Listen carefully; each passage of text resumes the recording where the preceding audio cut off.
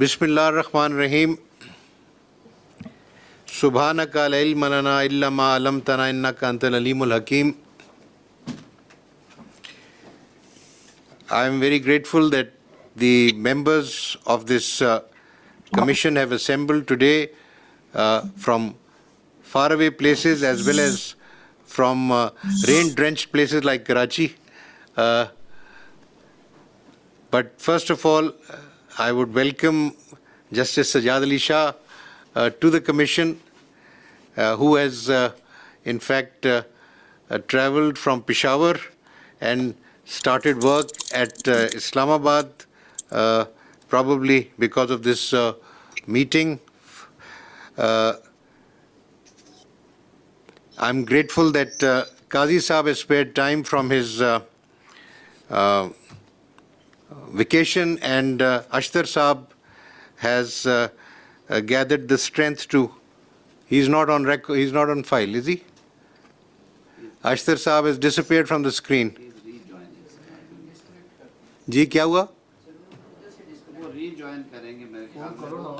Connecting to audio.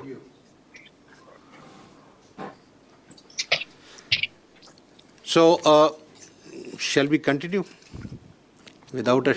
Hanji, 2 minutes. Sorry, Qazi Saab, Ashtar Saab is offline, so we are trying to connect with him. Yes. Ashtar Saab, can you hear us? Yes, sir, I can hear you. Thank you. Thank you.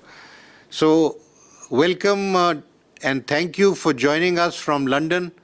And all of us were thinking of you and praying for your good health. I hope you are in good health. Is that right? Inshallah, sir, I will be in good health. I'm proceeding this evening to the US. And, well, just keep praying for me. Inshallah. We all. Lots of prayers for you. Wish you good health and quick recovery. So now very quickly, let's move on with the agenda, which is to consider the appointment of 5 judges on the Supreme Court bench. There are some recommendations by myself as the chairman of this commission, which I propose for the commission to kindly consider. I have already written in the note the reasons for recommending some and bypassing others.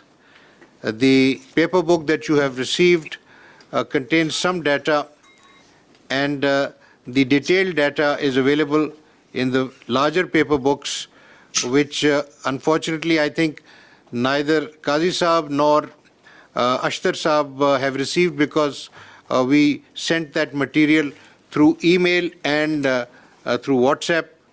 But anyway, it's nice that you are with us, and any questions that you have, we can answer those as they take place. So just to complete the formality, I propose the names of Justice Kaisar Rashid Khan, Chief Justice, Peshawar High Court, for appointment to the Supreme Court. Justice Hassan Azhar Rizvi of the Sindh High Court. For such appointment, Mr. Justice Muhammad Shafi Siddiqui from the Sindh High Court, Mr. Justice Nematullah Pulpoto, again from the Sindh High Court, and Mr. Justice Shahid Waheed from the Lahore High Court. The point about the selection, firstly, from the different provinces, is that we have 3 seats that have been vacated by judges adorning. One of them still adorns the Supreme Court, but we have 2 seats that have been vacated by Justice Guldar Ahmed and Justice Maqbool Bakir Saab. Justice Sajjad Ali Shah Saab, who is with us, shall be laying down his robes middle of next month. So there will be 3 seats, and for that reason there are 3 proposals. From Peshawar High Court, Justice Mazhar Alam Khan Mia Khel has retired recently, and in his place, Justice Kaisar Rashid Khan has been proposed. Justice Shahid Waheed is proposed to fill the seat vacated by Justice Qazi Amin Ahmed Saab, Muhammad Amin Ahmed Saab. So this is the ratio, but now if you like, I can read through the material that I've already sent, or if you like, we can start discussing the proposals that I've sent, and we can start with Justice Sarma Jalal Usmani Saab, and then move down the table to the other side. So in your turn, gentlemen, Justice Qazi Faez Saab, being the senior puisne judge, will be speaking after Justice Tariq Masood Saab. And Mr. Ashtar Asaf Ali will be addressing after the law minister has spoken. Thank you very much. Justice Sarmad Usmani Saab, may I request you to express your views on the suggestions made? All right. Thank you very much, Honorable Chief Justice, and thank you, gentlemen, for being here, and my best wishes to all of you, especially to Ashtar Saab for his impending surgery. I hope everything goes well and he's able to rejoin us hale and hearty. All right, can you, everybody sir. hear me? Can you hear me? I can. Nahi, Qazi Saab nu- Qazi Saab, can you hear me? Nahi. No. I can, but it's garbled, but please go ahead. All right, okay. Now, as far as the Sindh High Court is concerned, I can say with a bit of conviction that perhaps I know these honorable judges who have been nominated and those who have been bypassed, because I am from that High Court. I remained judge and the Chief Justice as well. And some of the nominees I had recommended to be on the bench. So as far as Justice Syed Hassan Azhar Rizvi is concerned, I fully endorse his nomination. I know for a fact that he's a thorough gentleman and his work is all right, and he otherwise is above board. So I would heartily endorse his nomination. And so far as Justice Muhammad Shafi Siddiqui is concerned, I also think that he's a good judge and he should prove an asset to the bench here. But I think there are other judges who are just as good and they have been ignored, and they were senior to Justice Pool Poto. Now, as far as Justice Pool Poto is concerned, I know that he is above board and I know that he's good in criminal work. But you see, I have read his judgments, and his judgments are more or less stereotyped criminal judgments, like criminal appeals and bail applications, and frankly speaking, there is hardly any innovation which one can do in a criminal case, because the principles and the law is very well settled, and even the law says how to write a criminal judgment. It's in the CRPC, so you can't really deviate from that. So therefore, I think that perhaps those who are senior to him should be considered, like Mr. Justice Abbasi and Mr. Justice Nadeem Azhar, Nadeem Rizvi, Nadeem Saab. Now, these two gentlemen out of, I think that we should consider them. And as far as Justice Abbasi is concerned, again, there is no doubt about his integrity. It is said that he is only done tax work, but I think he's, when he came on the bench, he's done other work as well. I can see from his disposal that he's done, he's done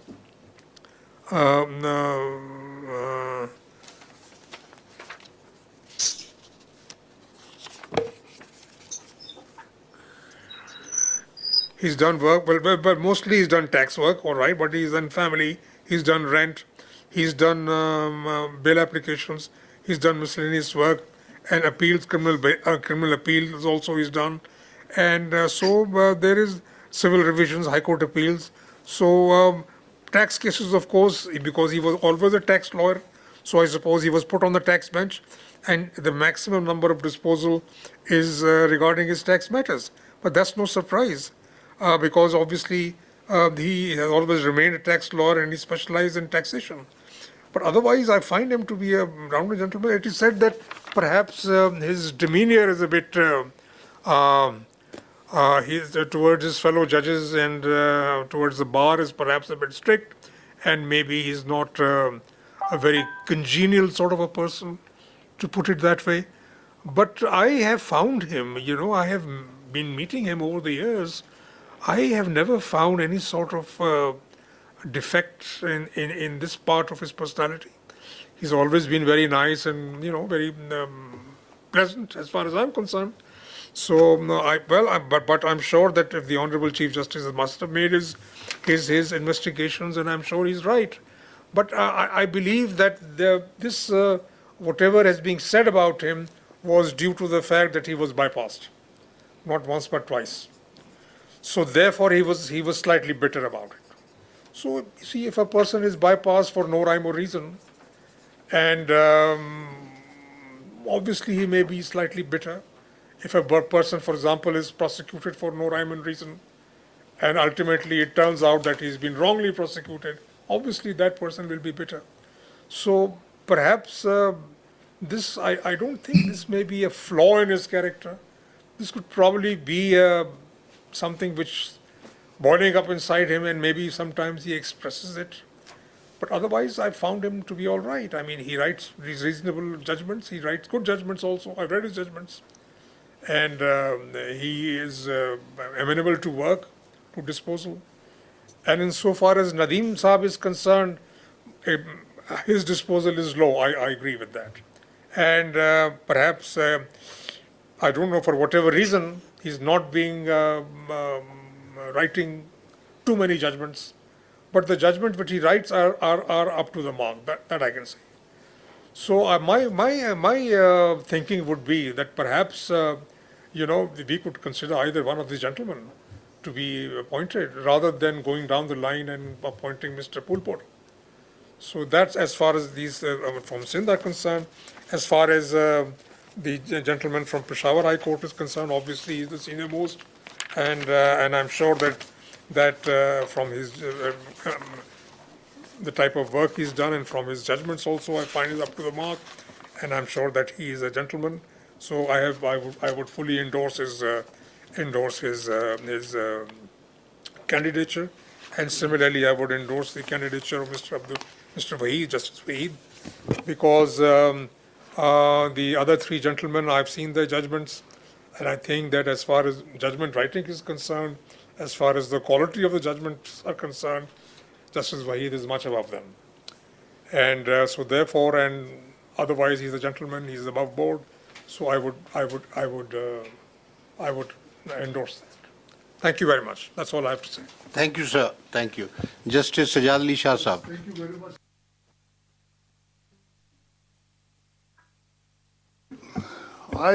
To some extent, I agree with the view expressed by Justice Sarmat Jalal Usmani Sahab. But the reasons which the Honorable Chief Justice has given for bypassing the three judges from Sindh, we have yet to hear the Honorable Chief Justice.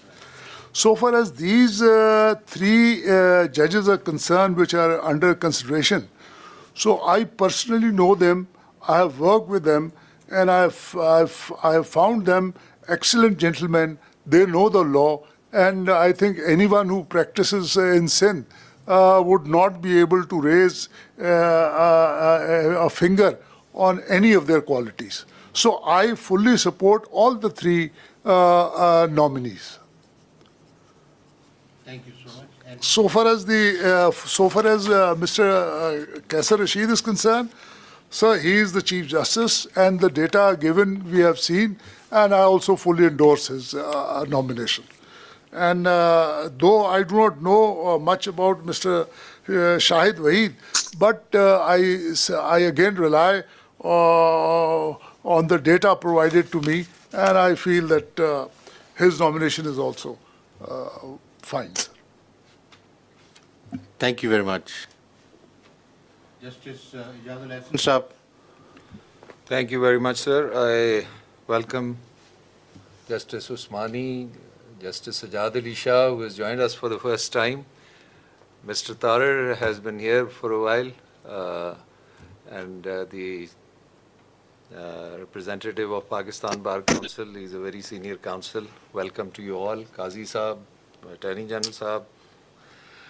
Sir, I have carefully gone through the recommendations that you have made and the reasons that you have recorded for recommending some and not recommending others. I have also carefully examined the judgments of all the gentlemen and the work that they have done over the past many years since elevation, and the judgments which they have sent as their 10 best judgments. As far as the first recommendee, Mr. Qaisar Rashid, Mr. Justice Qaisar Rashid is concerned, I mean, he ticks all the boxes. According to my information, he has immaculate integrity. His competence is not questionable. His temperament, as many people as I could talk to, including the ones coming from KP, who are our colleagues in the Supreme Court, they all endorse the fact that he is a thorough gentleman and has exactly the temperament that a judge needs to have. Likewise, the number of his judgments show that he has done a fair amount of work, and he has done work on all sides. There are reported judgments of the criminal side, civil side, constitutional side, and I would call him an all-rounder, which essentially is a requirement that we need of the Supreme Court at this point in time. As far as, so I recommend him, and I entirely agree with the recommendation of the Honorable Chief Justice. This is in addition to the excellent administrative work that he has done in setting up courts in Waziristan and the Fatah area. Now, as far as Justice Hassan Raza Rizvi, Justice Shafi Siddiqui, and Justice Nematullah Phulpoto is concerned, I have read their judgments, and I would admit I have no first-hand knowledge of their personality or their temperament, but as much as I can gather from whatever information I have received, and I have discussed this information with my colleagues in the Supreme Court as well as some of the judges of the High Court that I have had the opportunity of discussing, I find that all of the three judges that have been recommended again tick all boxes that we need to tick, which is integrity, competence, temperament, and capacity. Now, as far as Justice Nematullah Phulpoto is concerned, I can understand the preference of the Honorable Chief Justice for him, for the reason that the Chief Justice also has to see as to what is the requirement, the current requirement of the Supreme Court. We have thousands of hardcore criminal cases, murder appeals, and the rest. And right now we have only one judge who is a specialist and has not only practiced in that area but also has rendered remarkable judgments in the high courts. And I presently sit with him in the Supreme Court on a bench, and I find that he is fully in tune with what the law is, has been, and should be. But incidentally, we just have one judge on that score, and we desperately need not only a judge who is a workhorse, but who is also a specialist in this area. And Justice Nematullah Phulpoto, according to my information and the information that I have received from a number of High Court judges who have been on the bench with him, including Justice Sajjad Ali Shah, verify the fact that he is not only a prolific judgment writer, but has a very keen and a very good understanding of criminal law, and he could be a very good addition to the Supreme Court insofar as the requirement of a judge who specializes in criminal matters is concerned. So, understanding the concern of the Honorable Chief Justice of Pakistan, I fully endorse the view that we need a judge who specializes in criminal law in order to bolster our capacity to quickly deal with criminal matters of which there is a considerable backlog. Finally, Justice Shahid Waheed, I have been his Chief Justice, so has the Honorable Chief Justice of Pakistan, and so have some of the other judges who are from the Lahore High Court.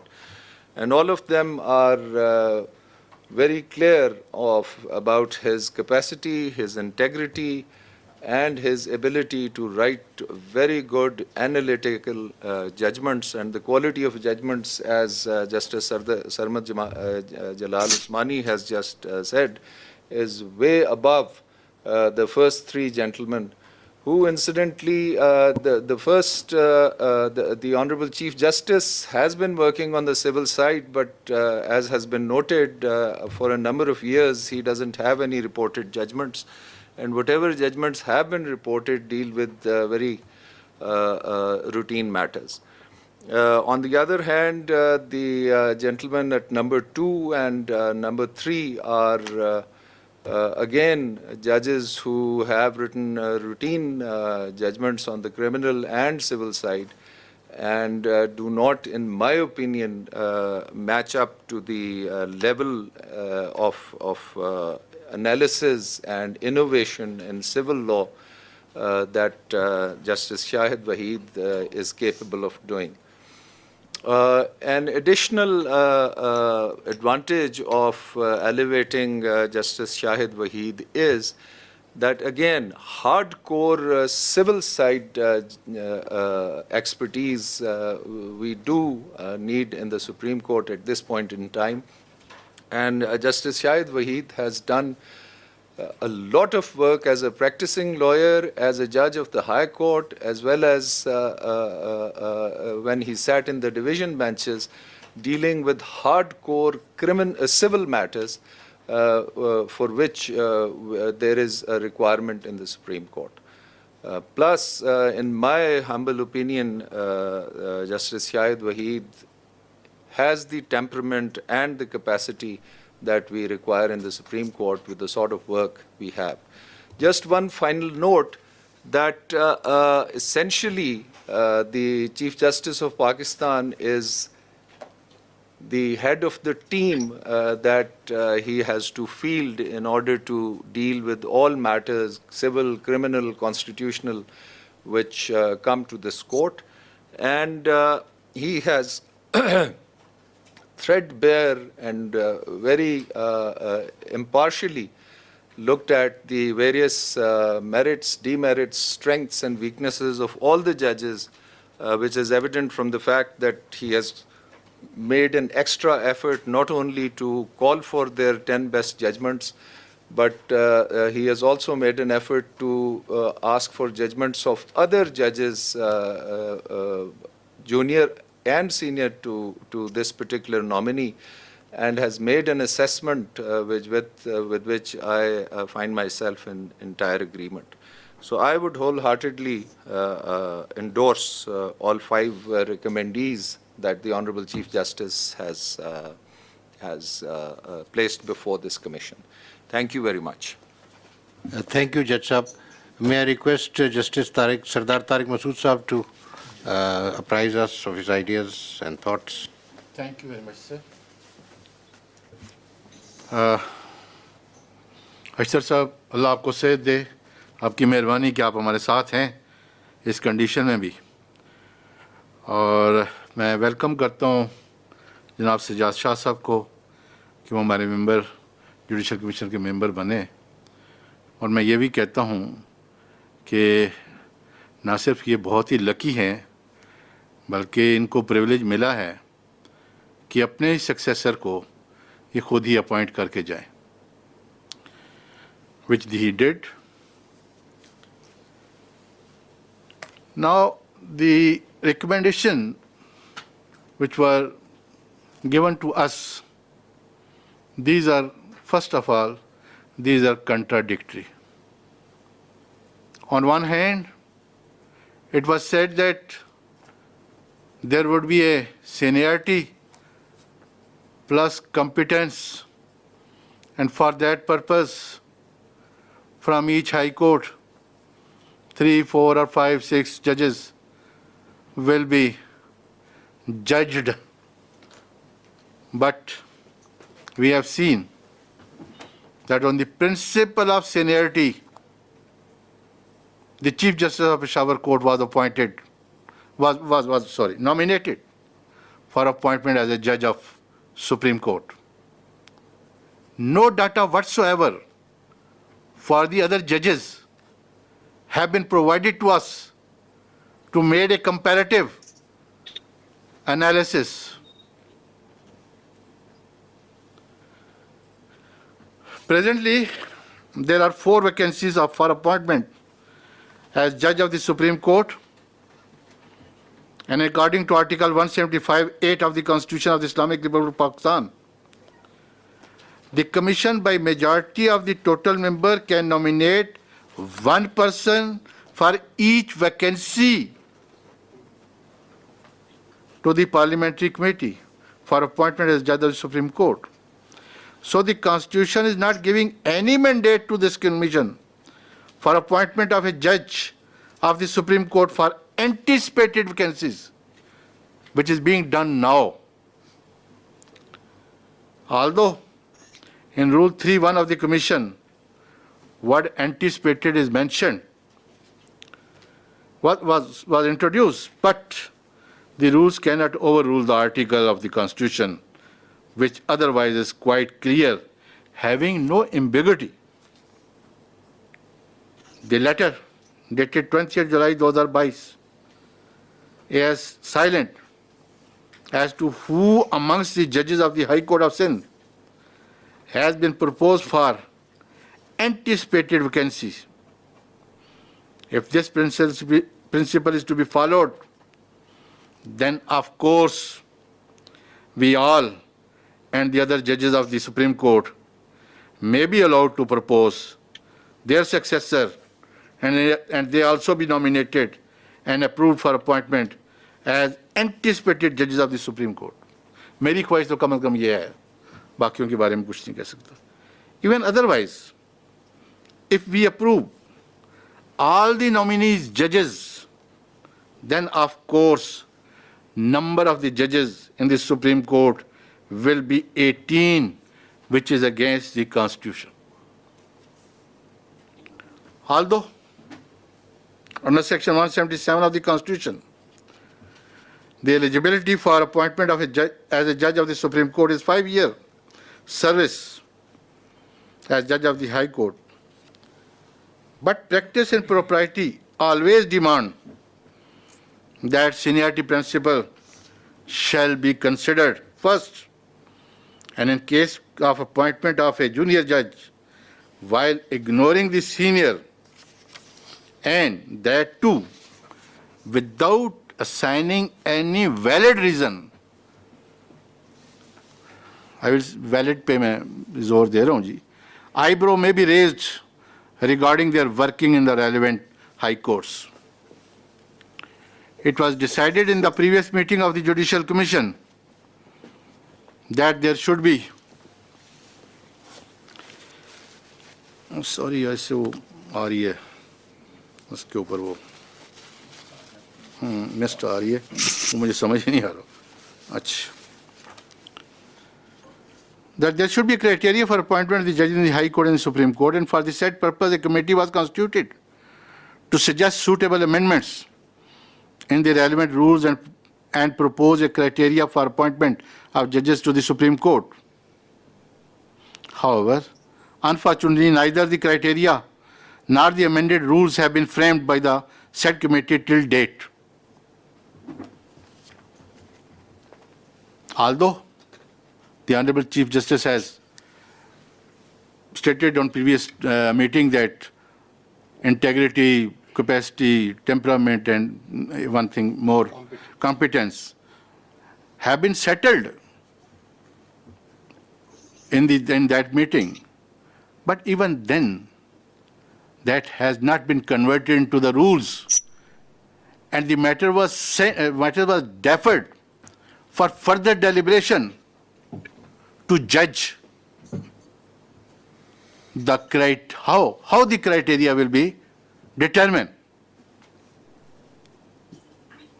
The list provided of the nominee judges, barring Chief Justice of the Peshawar High Court, who are the junior judges than their senior, and the said senior judges are more eligible. So far, I have gone through the data for appointment as judges of the Supreme Court than the junior nominees. The letter written by Mr. Justice Ahmad Ali Sheikh indicates that he had earlier wrote a letter on 12th March 2022, which was not shared with us in this meeting, in which he had written that due to some circumstances, he is not interested for elevation as judge of the Supreme Court. He is nobody to refuse so. This letter may not be a reason for not considering him for appointment as judge of the Supreme Court. If he was appointed as a judge of the Supreme Court and he refused, then Article 206(2) of the Constitution will operate against him and he will be deemed to have been retired. Only then the next judge, junior to him, can be considered for appointment as judge of the Supreme Court.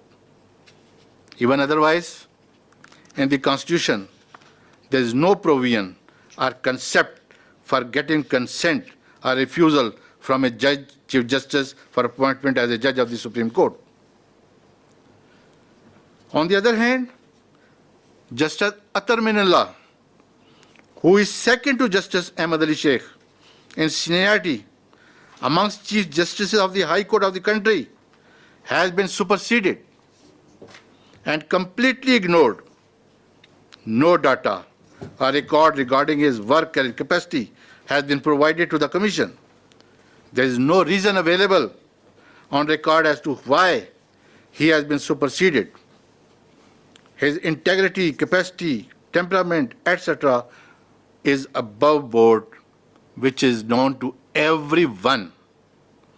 His judgments are being considered, discussed, and relied upon by the judiciary of other countries.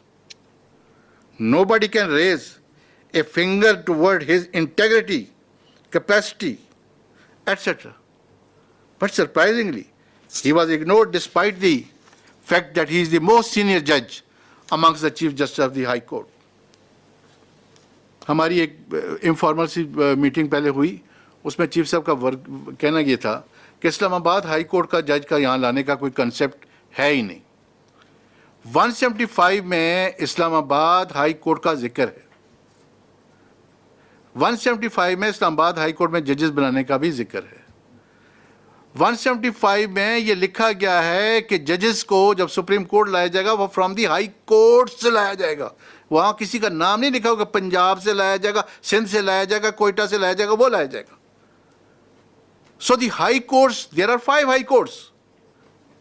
And we have an example. Iqbal Umeedur Rahman was appointed as judge of the Supreme Court from Islamabad High Court.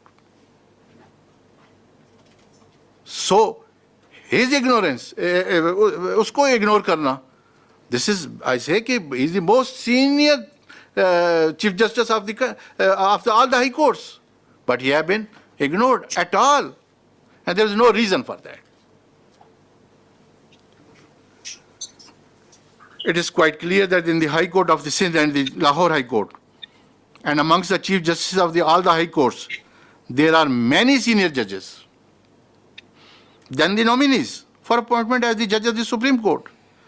This amount to discrimination, which is against the mandate of the Constitution. We daily decided the cases in the courts on the basis of the discrimination. But why a discrimination is being done in our own institution?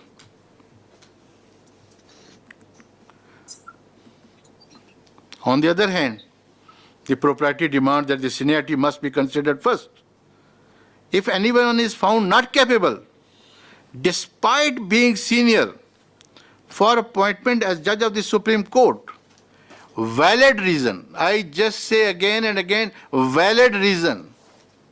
ये नहीं कि किसी की 4 judgement फालतू हो गई हैं तो वो अब उसकी वैलिड रीजन बन गई, या कोई जेंटलमैन है तो वो वैलिड रीजन बन गई. बात ये होगी कि किसने क्या काम किया और किस किस्म का काम किया. For not appointing said senior judge shall be given. This would mean that the senior should not be considered for for appointment in the Supreme Court, but the Honorable CJP's letter dated 20th July 2022 reveals in para 9 and specifically mentioned that those judges who have been ignored now can be appointed as judge of the Supreme Court in future. If they are eligible for appointment as a judge of the Supreme Court in future, then why presently they are not nominated for appointment as judge of the Supreme Court? कल अगर वो बन सकता है जनाब chief जज of the supreme court, तो आज क्यों नहीं बन सकता? या तो उसका रास्ता बंद कर दें, कह दें हमेशा में करिए डिबार हो गया, बात तो खत्म, क्योंकि है ही कॉम्पिटेंट नहीं है, उसकी इंटेग्रिटी खतरनाक है, तो बंद कर दे इसकी उसका रास्ता. लेकिन वंस यू से कि ये कल आ सकता है और फिर वो नहीं आ सकता, ठीक है. If they are eligible for appointment as judge of the Supreme Court, वो मैंने अभी पढ़ दी, the data provided and the queries made from the different corner of the bar association indicate that the senior judges who have been ignored are more competent to become judges of the Supreme Court than the nominees. The violation of the seniority and competence will not only hurt their feeling, and if for the sake of argument, as mentioned para number 9 of the above said letter, in future they are appointed as judge of the Supreme Court, the said senior judges in the High Court will become junior to the nominees in the Supreme Court. And this is, I don't know, इसको कैसे हम अज़म कर सकते हैं? We should not manipulate the system by making those who are juniors by them and then making them seniors in the Supreme Court. The Bar Council and Bar Association, who always stand for the judiciary against an unconstitutional act in our country, always done by the forces, have also very serious reservation regarding the appointment of the judges against the principle of seniority. And such reservation are the result of collective wisdom of legal fraternity. And the same cannot be lightly ignored. To abide by seniority principle has been their consistent stand for about a decade. हमेशा से उनका यही stand रहा है और वो यही कहते रहे.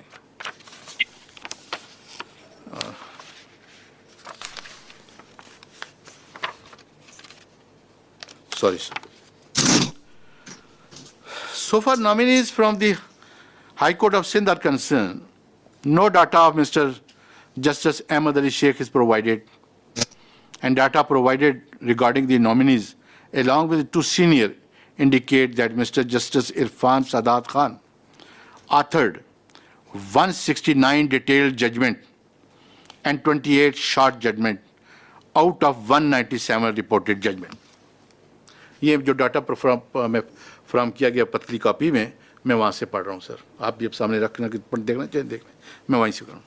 Indicating that his detailed judgments were 86%, whereas Mr. Justice Akil Ahmed Abbasi authored 166 detailed judgment and 96 short judgment out of 262 reported judgment, indicating that his detailed judgments were 64%. Whereas Mr. Justice Sayyid Hassan Azhar Rizvi authored 70 detailed judgment and 65 short judgment. He relied more short judgments out of 135 reported judgment, indicating that his detailed judgments were 52%. Mr. Justice Nadeem Akhtar authored 152 detailed judgment and 63 short judgment out of 215 reported judgment, indicating that his detailed judgments were 71%. Mr. Justice Muhammad Shafi Siddiqui authored 106. 106. This is what I'm saying again, because it was said that Mr. Gheba and Mr. Amir Bhatti, who is the Chief Justice, he had given very few detailed judgment, reported judgment. मैं इसलिए इसको थोड़ा सा कहा है 71%. Mr. Justice Muhammad Shafi authored 106 detailed judgment and 42 short judgment out of 148 reported judgment, indicating that his detailed judgment was 72%. Likewise, Mr. Justice Niamatullah Phulpoto authored 134 detailed judgment and 111 short judgments.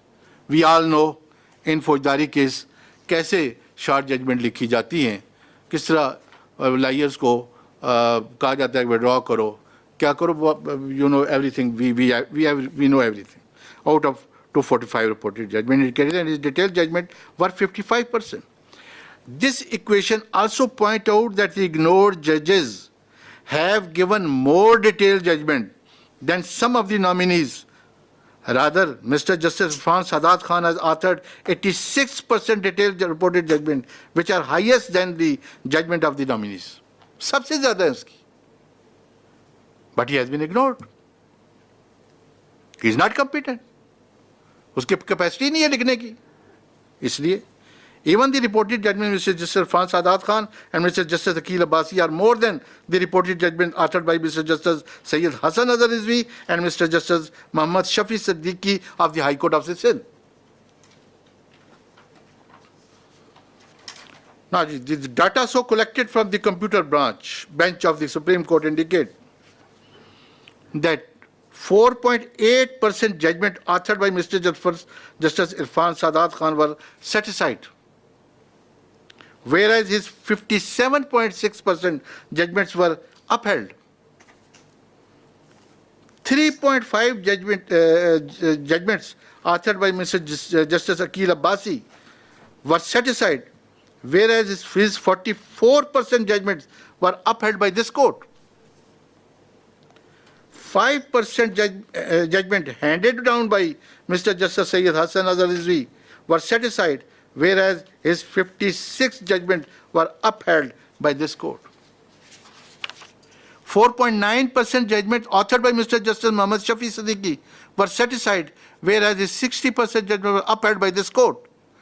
Likewise, 11.7 judgment authored by Mr. Justice Niamatullah Khan Phulpoto was set aside. सबसे ज़्यादा इसकी जो set aside हुई. Whereas his 48 judgments were upheld by this court.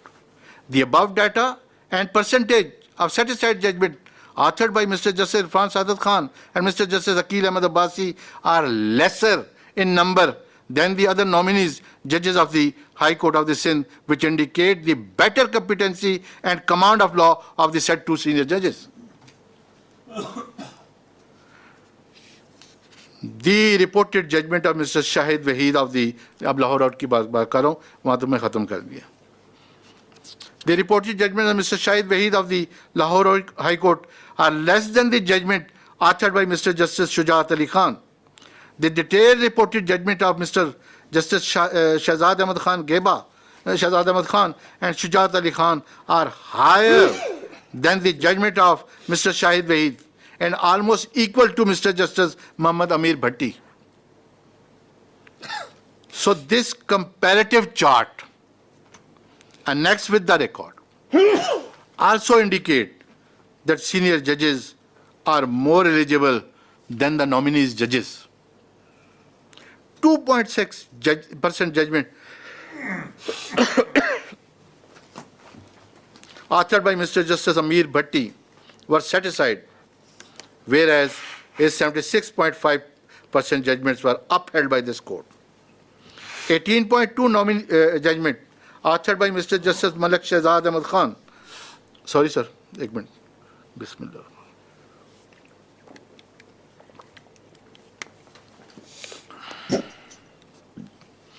%% judgment authored by Mr. Amir Bhatti Kapal was satisfied, whereas 2.6 were there. 18.2 judgment authored by Mr. Malik Shehzad Ahmad Khan was satisfied, whereas his 60.4 judgments were upheld by this court. 2.3% judgment authored by Mr. Justice Shujaat Ali Khan were satisfied, and whereas his 71% judgment were upheld by this court. On the other hand, 4% judgment were authored by Mr. Justice Shahid Wahid were set aside by this court, whereas his 77.8% judgment were upheld. So the percentage of set aside judgment of Mr. Justice Amir Bhatti and Mr. Shujaat Ali Khan are lesser in number than the nominee judge Mr. Shahid Wahid of the Lahore High Court. This data also confirms that the senior most judges and other seniors are equally rather better competent than the nominees. So far, Niamatullah Phulpoto is concerned, I totally agreed with my senior most judge, Usmani Saab. I have also gone through the judgments handed down by Mr. Justice Niamatullah Phulpoto, who has normally authored his judgment on criminal side. 111 judgments were challenged before the court, out of 9 were pending. Leave was granted in 27 cases, and 13 judgments were set aside, and his judgment was set aside, whereas 53 cases were dismissed, out of which many of them were dismissed having become infructuous. मुझे इसलिए मैं ये कह रहा हूँ, मेरे पास वो data भी है, रिकॉर्ड मेरे पास मौजूद है, मैं कहेंगे मैं एक एक नंबर पढ़ के बताऊंगा, वो लिखा हुआ है कि those has been become infructuous for the reason या तो बंदा जेल से छूट गया या वो मर गया. ज़्यादातर उसकी तमाम वो जजमेंट जो हुई हैं, लॉ हुई हैं, या कहें कि उसको डिस्पोज ऑफ किया गया है, वो इस ग्राउंड पे डिस्पोज ऑफ हुई है. ये मेरे पास वो सारा रिकॉर्ड मौजूद है जो मैंने ऑफिस से मंगवाया. A perusal of the judgment indicates that although he is known to be a judge having command on criminal case matters, but rightly as said by Usmani Sahab, but his judgments are average, indicating that his concept toward criminal law is not clear. मैं सिर्फ एक example दूंगा. One example is that in all the cases, अभी अब कहें मैं सारे खोल के एक एक लफ्ज में पढ़ के बता देता हूं, मैंने अंडरलाइन किए हुए. In all the cases, he firstly discussed the medical evidence and only observed that the death of the deceased was unnatural, hence it corroborates the ocular account. The Supreme Court has already settled as far back as 1990 and 1991, Usmani Sahab ko pata hoga, that medical evidence cannot be considered as a corroborative piece of evidence, as it neither pinpoints the accused nor names the assailant, and it only gives the detail of the injury, the condition of the dead body, the cause of the death, duration between injury and death, and between death and postmortem, etc., and can only be considered as a supportive evidence, but not as a corroborative piece of evidence. मेरे सामने वज़ीर कानून भी बैठे, फौजदारी करते रहे, और उस्मानी साहब ने भी यही कहा, लेकिन मैं आपको ये एक एग्जाम्पल बताइए. But almost in his judgment, the learned nominee judge has observed the same as a corroborative piece of evidence for conviction. There are many other things. मैं अगर वो आपको पढ़ के सुनाने की कोई बताना शुरू कर दूं, तो आप परेशान हो जाएंगे. When he gave the facts, He gave say the ocular account was produced as PW3 and PW4. What PW3 say 11111 सारा कर दिया. What PW4 से 1111 उसकी पूरी कहानी बयान कर दी. फिर उसके बाद बाकी गवान का जिक्र कर दिया, फिर बहस की जिक्र आ गई, फिर आ गई अपनी उनकी ऑब्जर्वेशन. जब अपनी ऑब्जर्वेशन आई तो उन्होंने कहना, पहले तो मेडिकल को उन्होंने खंगाला, फिर उसके बाद कहना शुरू कर दिया PW3 appeared as a eye witness and he said 11111. वो तमाम स्टोरी जो पिछले चौथे सफ़े में वो कह चुके हैं वो सारी फिर रिप्रोड्यूस की. PW4 से फिर 1111 वो सारी फिर रिप्रोड्यूस कर दी और आखिर में कह दिया कि क्योंकि ऑक्यूलर अकाउंट ने बड़ा ठीक ठाक बयान दे दिया है तो this is sufficient for conviction.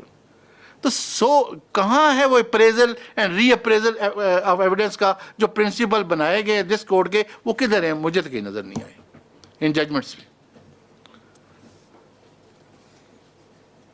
On the other hand it was said, जब शहजाद खेबा साहब को कहा गया कि उसको नहीं बना रहे हम लोग, अभी इसमें जो रीज़न दिए वो यही दिया जी, उसकी एवरेज जजमेंट है. खोल के देख लीजिए, एक एक जजमेंट को पढ़ के देखेंगे, यू विल सी. ये मैं ये नहीं कहता कि वो लाहौर के जजेस का ये एक बहुत माशाल्लाह अच्छी बात है कि वो ईच एंड एवरी जज पीस ऑफ एविडेंस को डिस्कस करते हैं. रीअप्रेजल का एविडेंस का यही तो मतलब है.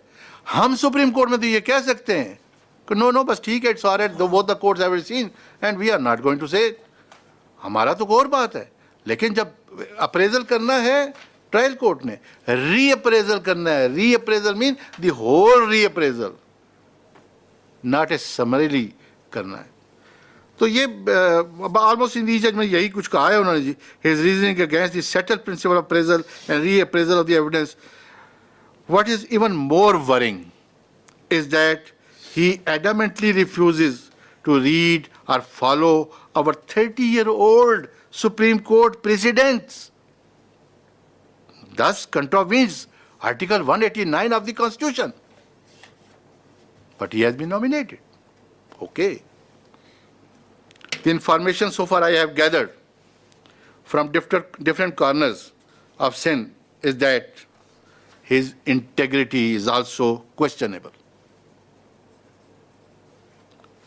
Whereas the reason for his appointment given in the letter dated 20th July 2022 is silent regarding his integrity. Same is the position in regard of Mr. Justice Muhammad Shafi Siddiqui. The information so gathered from the liars in the relevant quarters from Sindh is also found questionable integrity, and the reason for the appointment are also silent regarding his good integrity. The information also reveals that both are accessible. उन्होंने वो भी बताया कि accessible किन के जिम्मे है, किन के अंडर है, लेकिन मैं वो वहाँ जिक्र नहीं करना चाहता. But they are accessible according to the bar and the people जिनसे मैंने को कंसिडर किया. बिकॉज हमें तो एक इन्होंने तो कह दिया कि ये हैं, ये बंदे ठीक है. अब हमारे पास तो और कोई सोर्सेज नहीं है, हमने तो वहीं से जाके पता करना है सिंध से, और सिंध में जो इक्का दुक्का जो हमारे जानने वाले हैं उन्हीं से पूछा जा सकता है जो थे. The integrity along with seniority is the prime consideration for appointment as judge of the Supreme Court. But reasoning given the head of the each nominee judge is silent regarding their integrity. It is also a circumstance that nobody has raised his finger toward the integrity of Mr. Justice Irfan Sadat and Khan and Akil Ahmed Abbasi.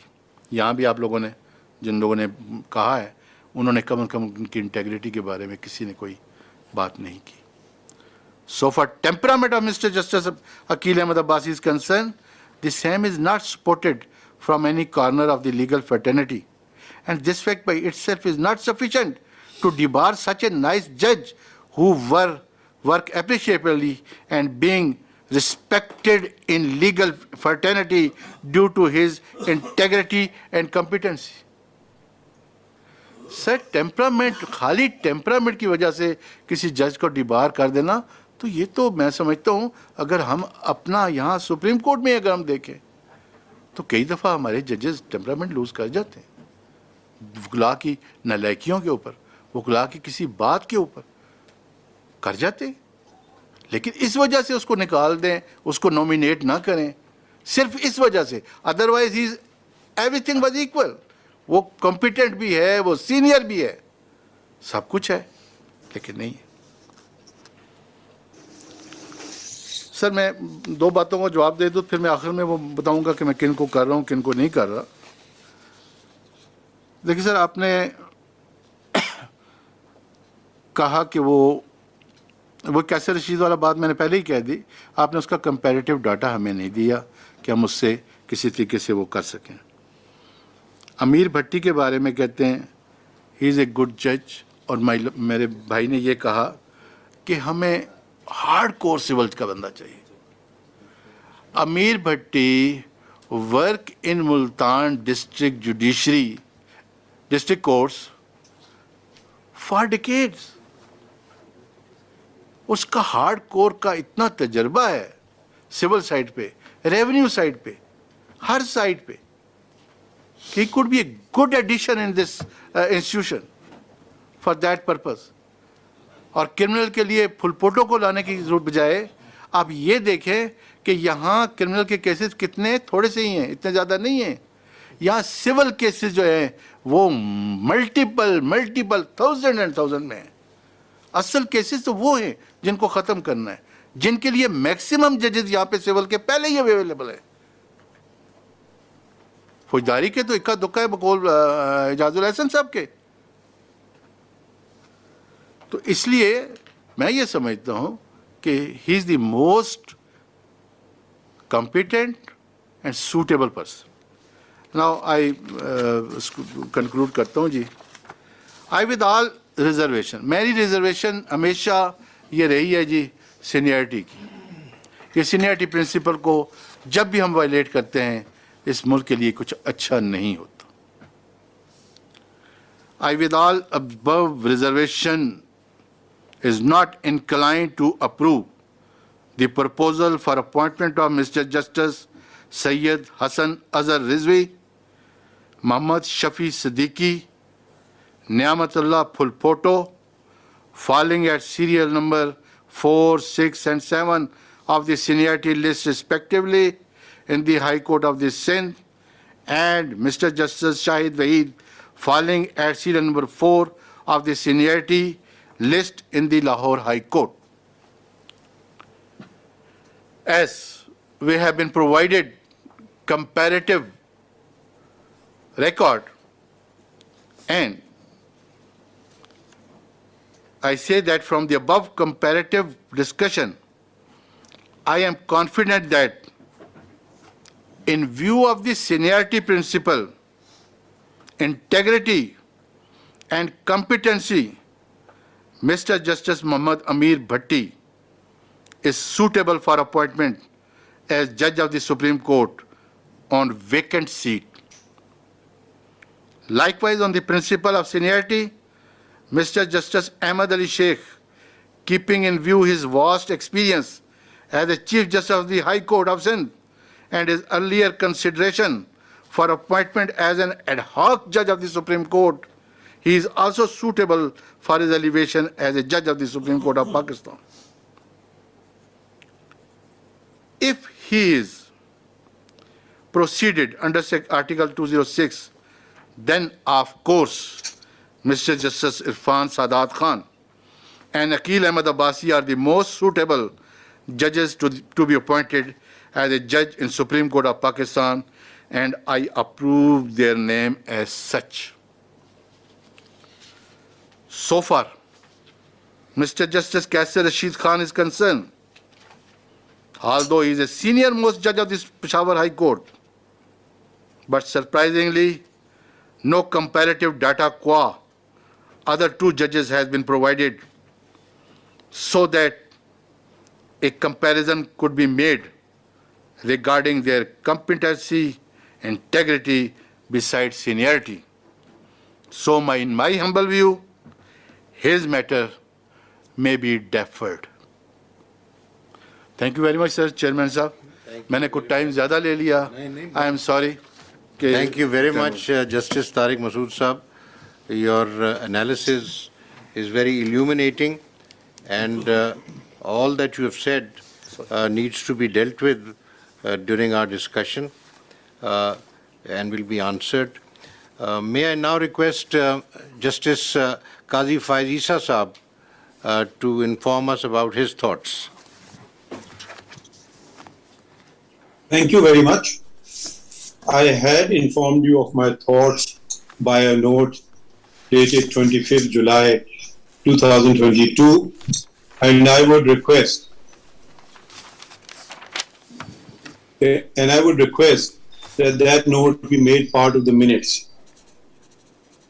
Another thing which I want to add is that some novelty, new method of doing things has evolved, and I have zero confidence in the minutes that are recorded.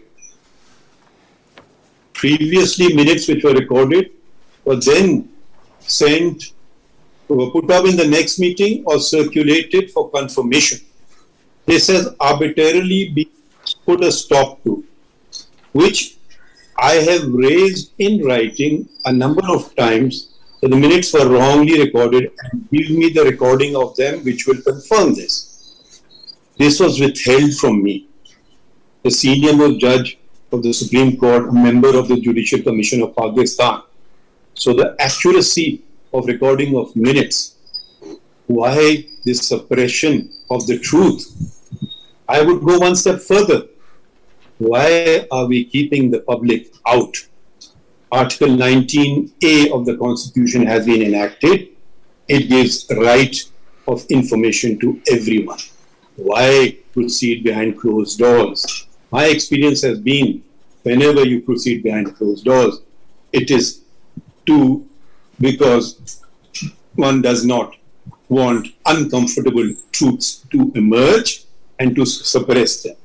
So I would request that the minutes, it be resumed the procedure before the minutes were sent for confirmation, and not at the end of the day 7 people, 9 people, 13 people decide something, and one gentleman who I have the highest respect for may not have paid close attention or may have misunderstood something and record something, and that becomes the minutes of the meeting.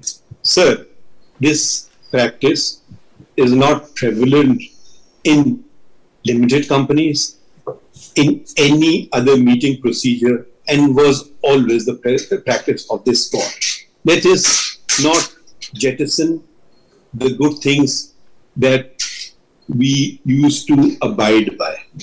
Please do not arbitrarily send a note that this is the minutes of the meeting. So I would request, my eyes were opened by the data provided by Sardar Saab. Now, if we had all been involved in this process from the inception, it wouldn't have come to this. To expose, I'm sure the Chief Justice was misled. To expose, will any heads roll? If Sardar Saab did not take it upon himself to analyze, we took it as the gospel truth. But I don't know if I can speak for everyone, I for one want to acknowledge him. I had written for postponement, my request was not conceded to. Sir, I know the Chief Justice is a very busy man, and so it must have slipped his mind to politely respond to me, which he did not do. But I'm so grateful that he's giving me an opportunity not to holiday too much and give him my 2 bits in this meeting. I have already expressed my views on a number of issues which have not been responded to.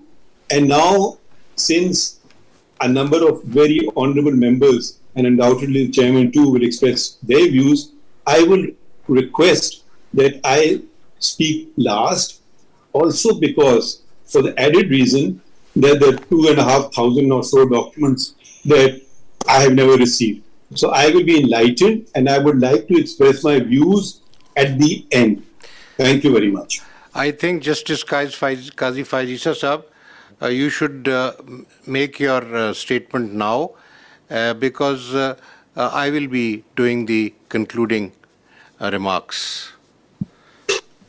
Sir, with the greatest of respect, I have not come here to make a statement. I have come here to learn from you, from Sarmat Saab, from Shah Saab, from the Law Minister, from the Attorney General. I have come to learn. I may change my view after learning. I have expressed my views. If you had responded to some of my views, I would have certainly expressed my views. I would like to now, I don't think you can force me to speak when you choose to. I'm deferring to hear from them. Maybe I get persuaded, maybe I agree with you, and I said, wonderful, let's do what you're saying. So why are you depriving me of this opportunity? All I'm saying is I want to hear you all and express your views. And I've expressed good reason that I don't have the benefit of the 2,500 documents that you have prepared, put together, and all the other members have. So is it unfair? Okay, then you can speak before I speak, so that I can conclude the matter then. I would actually like to hear you also respond to some of the very serious points raised by Sardar Saab. And if you can put them to rest, it will change my opinion. So, sir, your golden words are eagerly awaited, sir. Thank you. May I now request the पहले Attorney General बोलते आप बोलेंगे ना? May I now request the Law Minister to kindly express his views? Thank you very much, Mr. Chairman. And first of all, I congratulate Mr. Sajjad Ali Shah for joining the first meeting. Many prayers for Attorney General Ashtar Osaf for a swift and quick recovery, and look forward to see him here appearing before the benches, having meetings with us, and bringing us to the dinners as he always does. Sir, I've been enlightened by the material sent to me by the Commission, as well as the views expressed by the honorable members of the Commission. Before I comment upon the nominations, I would like to place on record my views regarding the principle of seniority and fitness for elevation of the candidates. As all of us know, that this being the apex court of the country, and there is no other court who can actually sit over the Supreme Court for reversing or changing or setting aside the orders and correcting the wrongs, if any, committed by the court. Sir, we expect that we should always go for best of the best. So while saying so, I would suggest that we have to actually formulate a criteria and then to codify it in order to streamline the rules and the criteria, that at what juncture we should bypass or ignore the seniority principle, and what should be the valid reasons for ignoring the same. Mr. Chairman, unless and until we actually with open hearts we sit together and we frame these rules, my belief is that we would not be able to bring transparency to these proceedings. And in that eventuality, we will be losing the trust of the stakeholders and the public at large. Sir, I have seen in the past years, the bar bodies, the bar councils and bar associations are time and again urging that there has to be codified formula for the functioning and the criteria, functioning of the commission and the criteria for the elevations, be that it may the high courts and more particularly, sir, the Supreme Court of Pakistan. I am impressed the way the Honorable Chairman tried to bring everything on record and give us an opportunity to analyze the material and then to decide.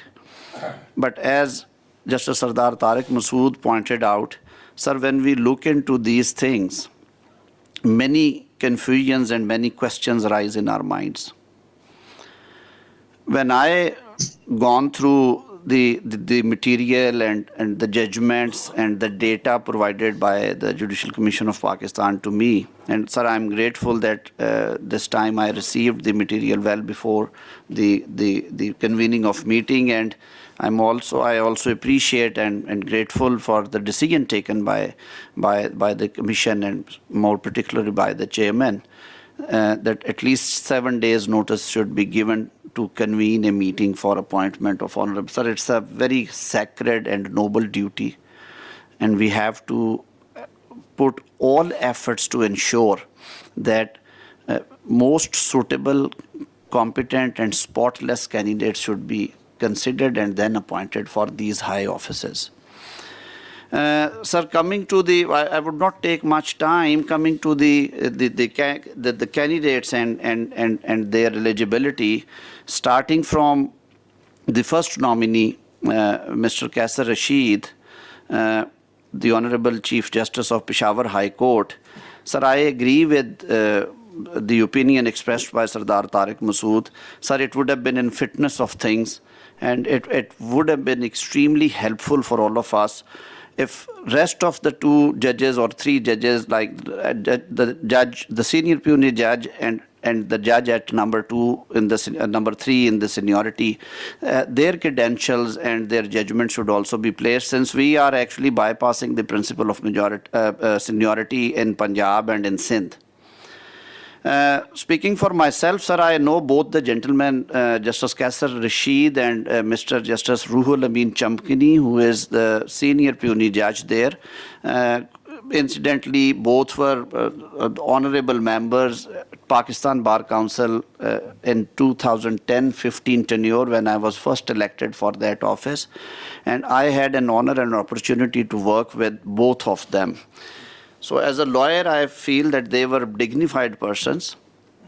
But when I compare their working in the council, their input in the issues coming to the legal education committees and the disciplinary proceedings and even the threadbare discussions on the national and legal issues, I found much or better clarity of thoughts in Mr. Ruhul Amin as he then was, comparing to Justice Qazi Rashid.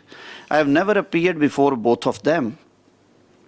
But when I spoke to my colleagues at Peshawar High Court, in their assessment, first of all, there is one interesting factor may I bring before this August forum, that Mr. Qazi Rashid and Mr. Ruhul Amin were elevated in the same badge, I believe, or if there was any difference of badge. Right now, their seniority is at number 1 and 2, but their age of the date of retirement is only with 24 hours difference. So if one gentleman would be retiring on 21st of March 2022, the other honorable judge, the puisne judge, would retire the next day. So it's quite interesting. Even the honorable judge at number 3 would also retire in the same week. So for all the more reasons, I would, sir, suggest that we should examine the credentials of all 3 gentlemen, because they enjoy almost same kind of seniority. The experience on the bench and experience of life is almost one and the same. So it would be extremely helpful for us if we get material credentials, their judgments, their comparative work for consideration for all 3 gentlemen, and till that time we defer the appointment from Peshawar High Court of Justice Qazi Rashid. Now, sir, coming to Sindh, with all respect and humility, unfortunately, I've never worked at, or even I have never appeared before a bench at Sindh High Court. शायद वहाँ के लोगों को इतनी अच्छी वहाँ पे legal assistance मिलती है कि वो बहुत कम बाहर निकलते हैं जी. और it's a beautiful court premises, बहुत काबिल और अच्छे जजेस भी वहाँ से आए, लेकिन सर मेरे लिए ये तशनगी रह गई. So I would confine myself only to the material and its analysis اور جو وہ کمپیریزن کیا جا سکتا ہے. And for rest of things کہ ان کی کوئی انٹیگریٹی یا جو ان کی ریپوٹیشن ہے بار میں اور ان کی ذات کے بارے میں اگر کوئی بات ہے سر, اس کے لیے I would prefer to rely upon the opinion of Justice Mr. Akhtar Hussain. بار کو ریپرزینٹ کرتے ہیں سر. میں نے یہ جسارت کیوں کی ہے, جو آنریبل ججز کی اوپینین سر انٹیگریٹی اور جو کنڈکٹ کے بارے میں یا ڈیمینر کے بارے میں بہت اچھی ہو سکتی ہے, لیکن sir my personal understanding is spending 28 years at the bar, sir جو bar members are eyes and ears of this profession. کیونکہ سر ہم لوگ ایک سے دوسری, دوسری سے تیسری, تیسری سے چوتھی کورٹ میں جاتے ہیں, ہر بندے کو سر کام کرتے ہوئے دیکھتے ہیں, ان کی جو کمپیٹنس کا لیول ہے, ان کی جو کیسز کا ڈسپوزل ہے, ان کے لکھنے کا انداز ہے, ان کا آرڈر ڈکٹیٹ کرنے کا طریقہ, ان کا کورٹ میں ڈیمینر, لائرز کے ساتھ کنڈکٹ, لٹیگنٹس کے ساتھ کنڈکٹ, سینئر پارٹنرز یا junior partner in the division bench یا لارجر بینچز میں ان کا جو ساری چیزیں سر وہ ساری ہم لوگ دیکھتے ہیں, اور میرے خیال میں سر وہ قدرے بہتر اسیسمنٹ ہوتی ہے. تو سر اس پارٹ کے لیے میں رلائی کروں گا سر اختر حسین صاحب سے کہ وہ ہمیشہ بڑا باریک تجزیہ دیتے ہیں, and more specially he belongs to same city, اور he has been working Sindh high court for almost Akhtar Sahib 50 years. Golden jubilee ہو گئی کیا جی؟ 1 سال رہ گیا.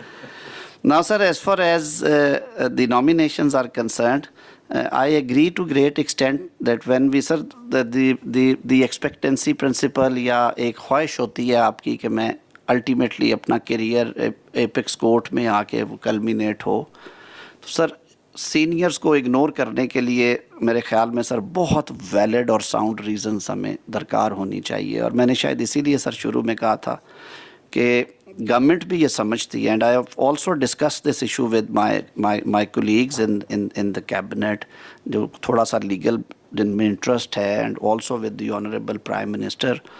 وہ بھی سمجھتے ہیں کہ سر بار باڈیز کی یہ جو ڈیمانڈ ہے, اور کمیشن میں بھی بہت دفعہ سر یہ بات ہوئی ایون بائی دی آنریبل ججز that we should devise a codified criteria for that matter. کہ ایک تو سر کمیشن کی جو فنکشننگ ہے وہ بہت آسان ہو جائے گی, دوسرا سر یہ جو پک اینڈ چوز کی کبھی بھی یہ بات نہیں آ سکے گی اس صورت میں جہاں پہ سر سینیورٹی جو ہے وہ ڈیمیج کرتی ہو کمپیٹنس کے حوالے سے, اور کھڑی یا خدا نخواستہ کوئی انٹیگریٹی کا ایشو آتا ہو, تو اس صورت میں بالکل ہمیں نیچے جانا چاہیے. کیونکہ جیسے میں نے شروع میں کہا یہ آخری عدالت ہے اور اس میں ہمیں بیسٹ آف دا بیسٹ کے لیے آنا چاہیے.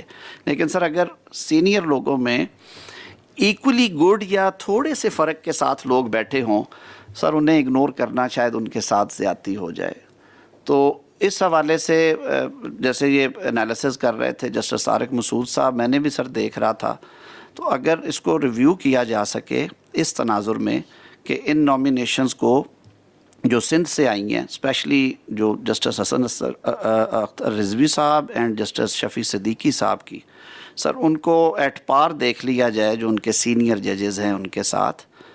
اب ایک لمحے کے لیے یہیں پہ روکتے ہوئے sir going down to justice Phulpoto, sir, I am also a criminal side practitioner for many years, and I have been appearing mostly in the criminal matters. I have gone through the judgments. There are serious defects, sir, and deviation from the standard principles of criminal law. And more so, جو بہت زیادہ dependence ہے سر record کے اوپر, instead of applying mind and giving reasons for decision, which is actually the job of a judge. And a good judge always, sir, you don't need to, you are sitting in a court of appeal, the record is also part of the case. وہ آپ کے سامنے ہے, وہ سارا reproduce کرے ضرور جو جہاں پہ بہت ضروری ہے آپ کی ریزن کو سپورٹ کرنے کے لیے. لیکن I have seen that is been writing long judgments relying on the records and then abruptly writing few lines that the ocular account fully supports is not of the quality which should be believed by. Why should not be believed? One has to give reasons to satisfy the other side. تو ان کی حد تک سر میرے ویسے بھی وہاں سے جو دوستوں سے بات ہو رہی تھی کل, کو انسیڈنٹ سمجھے, that he is person of a weak personality जी, माजरत के साथ मैं इस पर बिल्कुल फर्म नहीं हूँ, लेकिन हेयर से ज़रूर है कि उनके बहुत स्ट्रॉन्ग नहीं है डिसीजन मेकिंग में भी, और इवन जो उनकी सोशल रिलेशनिंग है उसमें भी उन्हें बहुत कंफ्यूज नज़र आते हैं. Sir we need very clarity of thought और strong nerved people in the apex court. तो फुलपोटो साहब की हद तक तो सर मैं समझता हूँ कि बेहतर हो सर अगर ये नॉमिनेशन जो है वो डिसअप्रूव की जाए, ताकि कोर्ट में जो बेहतर स्टाफ है सर आपके पास वो आए, और जो बेस्ट अवेलेबल लोग हैं, बेस्ट ऑफ द बेस्ट को हम लेके आए. Sir coming to Lahore,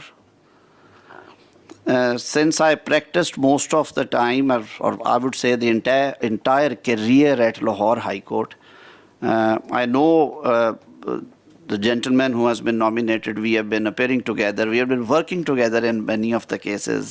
Is a thorough gentleman, a very reasonable human being, finest human being rather, I would say.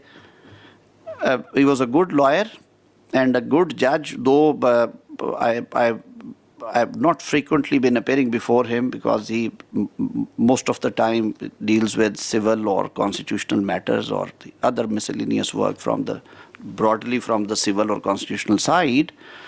But sir, I have been frequently appearing before the two honorable judges, or rather three honorable judges senior to him, whose data has also been shared and whose judgments have also been shared with them.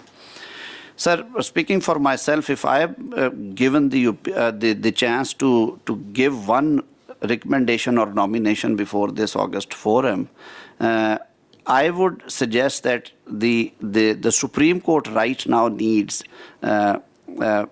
judges, or at least a judge who has vast experience on the criminal side. As Justice Jazul Hassan rightly said, that there are, I would simply add one more person. He is right now naming two honorable judges from Lahore High Court. One is luckily sitting with us, and the another gentleman, Justice Naqvi.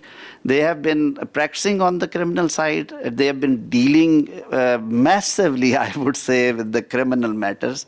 And they turned out to be good judges at the High Court level and mashallah now at the Supreme Court.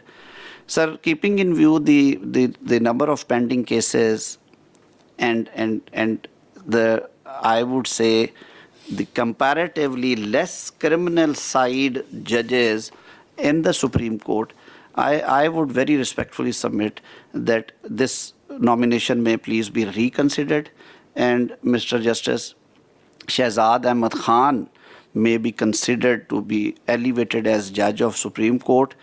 Sir, on the appellate side, I have been appearing before him for good 7-8 years, and with all certainty I can say that if not more, I have conducted at least 90 to 100 death sentence and life imprisonment appeals before him. I have always found him to be decent and reasonable. He is open to listening. He changes his mind if you convince him, and writes reasonably good judgments. Well, sir, it always varies from person to person, and with respect and reverence, sir, the writing skills or the qualities are God-gifted. Sometimes some of us have extraordinarily good expression. कई हम लोग sir lack करते हैं, मेरे जैसे जो लिखने में बोलने में कई दफ़ा थोड़े घबराते हैं, लेकिन सर जो रीजनिंग है जज की और जो क्लैरिटी है और उसके साथ उसकी इंटेग्रिटी वो ठीक होनी चाहिए. चीफ जस्टिस साहब के बारे में भी सर यही बात है जी, लेकिन मेरा क्योंकि उस हद तक उनसे बहुत रेगुलर अपीयरेंस नहीं रही है, वो कॉन्स्टिट्यूशनल और सिविल साइड करते हैं, लेकिन सिविल साइड में सर जो कुलीग्स हैं लाहौर हाई कोर्ट में, उनके काम की हद तक हमेशा उन्होंने कहा है कि उनका काम ठीक होता है. जैसे बात यहाँ पे हुई थी कि जी क्रिमिनल साइड पे हमें एक एडिशन चाहिए, तो मेरा सर ये राय होगी कि हम नंबर 9 पे जाने की बजाय सिंध हाई कोर्ट में जस्टिस फुलपोटो की तरफ, it would be in fitness of things अगर हम जस्टिस शहजाद अहमद खान को लाहौर से कंसिडर करें, having vast experience on the criminal side, and there is nothing adverse against him as far as his integrity, his reputation, his demeanour, his conduct with lawyers, sir, that is concerned.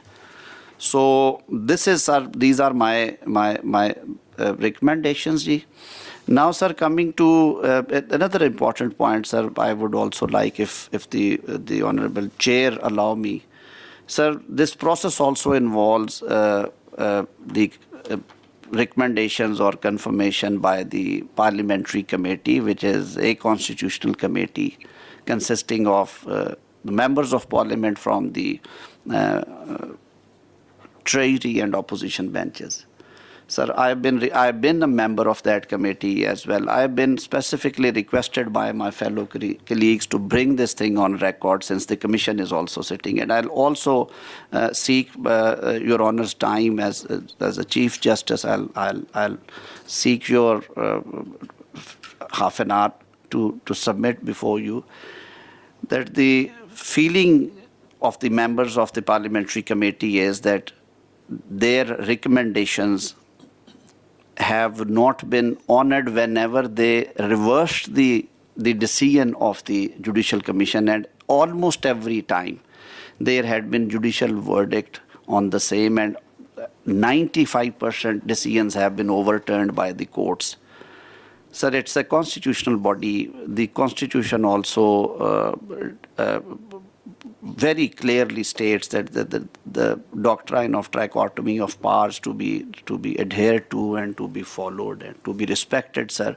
So with great honor, I think this is a forum I should bring on record that Munir Bhatti case needs to be revisited, sir, with great reverence and respect. اور اس کے لیے سر ضرور سوچیے کہ کسی time پہ سر اداروں کی تکریم اور توقیر رہے گی تو سر نظام اچھے چلیں گے. ان کا شروع سے سر ایگزیکٹو کا رول ہے. ہم جب ینگ لائرز آئے تھے تب یہ چیزیں نہیں تھیں. Governor chief justice concerned high court سے کنسلٹ کرتے تھے, نام بھیجتے تھے, وہاں سے انیشیٹ ہوتے تھے, اور چیف جسٹس جو تھے پاکستان ان کی کنسلٹیشن پرائم منسٹر سے ہوتی تھی, پریزیڈنٹ صاحب سر اپوائنٹ کر دیتے تھے. اس کو ہم نے ریپلیس کیا, اسٹیک ہولڈرز کو بٹھایا سر, ایگزیکٹو کے ساتھ ہم نے گورنمنٹ کے ساتھ ساتھ اپوزیشن کو رول دیا. سر جب ٹریجری اور اپوزیشن دونوں مل کے یہ سمجھتے ہیں 2/3 میجورٹی سے کہ یہ نامینیشنز میں یہ چیز ہے, یہ جھول ہے, سر ان کا یہ ایک جو کانسٹیٹیوشنل فنکشن ہے جو انہوں نے گڈ فیتھ میں ایکسرسائز کیا, unless until there is clear evidence کہ کوئی انفارچونیٹلی کوئی بیڈ فیتھ یا میلافیڈی تھی. سر اس وجہ سے ان کو اوورٹرن کرنے سے پہلے سر بہت دفعہ سوچنا چاہیے. پیچھے 2 دفعہ ہوا ہے سر, اس سے پہلے بھی ہوتا رہا ہے سر. تو منیر بھٹی کیس کو ریوزٹ کرنے کے لیے اگر یہ کمیشن میں آئے کسی ٹائم پہ اور کنسیڈر کیا جائے کسی اپروپریٹ کیس میں, شاید ایک آدھ کیس پینڈنگ بھی ہو, میں اس پہ سے زیادہ بات نہیں کرتا. تو میں sir by summing up with respect, I would state that right now, sir, in view of the analysis made by Mr. Justice Sardar Tariq Masood after listening to the honorable judges, I don't support, sir, these nominations for the time being, sir. I would request that the rules may kindly be framed determining the principle of seniority and the functioning of the Judicial Commission of Pakistan. مجھے anxiety کا سر اندازہ ہے کہ court کی 5 seats خالی ہیں جو شاید پہلے کبھی نہیں ہوئی, لیکن سر ان میں سے 4 ابھی اویلیبل ہیں. سردار صاحب کی یہ بات بھی سر درست ہے کہ ہمیں جو ڈیمڈ ہے ابھی آنی ہے نامینیشن, جو سیٹ خالی ویکینسی آنی ہے سر, اس کے بارے میں بھی ابھی نہیں کرنا چاہیے سر. یہ پریسیڈنٹس کہیں شروع نہ ہو جائیں اور بہت آگے نہ چلی جائیں. اور دوسرا سر اس میں یہ ہوتا ہے کہ کئی دفعہ جب ہم ایسے میں جب 5 یا 4 نامینیشنز میں, تو یہی کہوں گا کہ سر 5 ہی ہو جانی ہے الٹیمیٹلی کرنی ہو, تو سر اس میں ہمیں اور زیادہ احتیاط برتنی چاہیے. اور پھر جب اوور آل پول ہے سر اس کو بھی بڑا کریں. میں ریسپیکٹفلی آئی وڈ سے کہ justice Athar Minallah is also a very honourable جج, ایکسپیرینسڈ ہیں, I have been appearing before ہم, ہم ان کی ججمنٹس پڑھتے ہیں. اسلام آباد ہائی کورٹ سے پہلے بھی سر آئے تھے یہاں پہ چیف جسٹس, جو جسٹس اقبال حمود الرحمان صاحب, انہیں سر ضرور کنسیڈر کریں. He would be a good addition to supreme court of Pakistan. اور کورٹ سر اس سے جو دوسرا جو لوگوں میں یہ پرسیپشن ہے کہ سینئر موسٹ ججز جو ہیں اگر ان میں کوئی اس طرح کے نیگیٹو فیکٹرز نہیں ہیں وہ نہیں سر آ رہا ہے سپریم کورٹ میں, اور وہ بیلنس جو ہے سینیورٹی کے حوالے سے یا فٹنس کے حوالے سے اس پہ باتیں ہوتی ہیں سر, یہ زیادہ ٹرانسپیرنٹ چیزیں ہو جائیں گی. اسی طرح سر جب آپ نامینیشنز کنسیڈر کرنے لگیں تو ضرور کنسیڈر کریں جو پشاور کے باقی 2 جج صاحبان ہیں ان کو پیرٹی میں دیکھیں, کمیشن اس کو تاکہ اپنی ہم رائے دے سکیں. اور ان گزارشات کے ساتھ سر میں right now sir I don't support the nominations. بہت شکریہ سر.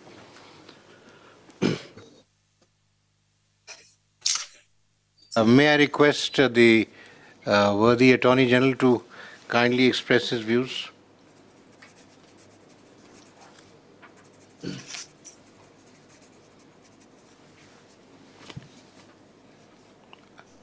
Ashtar Saab, we can't hear you. Unmute کر لیں سر, انمیوٹ کر لیجئے گا. یو آر میوٹ پہ ہیں آپ. Assalamu alaikum ji, I'm not computer savvy, nor do I know much about these things. Nevertheless, I'm here because I feel it's the national duty جو اس forum کو دی گئی ہے. سجاد علی شاہ صاحب یہاں پہ پہلی دفعہ تشریف فرما ہے. ویلکم سا. اللہ تعالیٰ آپ کو سب کو صحت میں رکھے. آپ کے پیغامات مجھے ملتے رہے ہیں. آپ کا بہت مشکور ہوں کہ آپ میرے بارے میں میری صحت کے بارے میں تشویش کا اظہار کیا اور آپ کی دعائیں میں ساتھ ہیں. بہت شکریہ.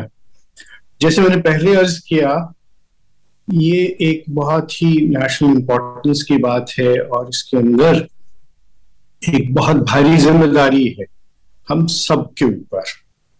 نامینیشن چاہے وہ ہائی کورٹ کے ججز کی ہو, چاہے وہ سپریم کورٹ کے ججز کی ہو, اس ملک کی آنے والی تاریخ کے اوپر بہت بڑا جو ہے وہ اثر رکھتی ہے, کیونکہ انٹرپریٹیشن آف دی لا اور کانسٹیٹیوشن جو ہے وہ ان کورٹس کا, خاص طور پہ ایپکس کورٹ کا ایک بہت بھاری کام ہے.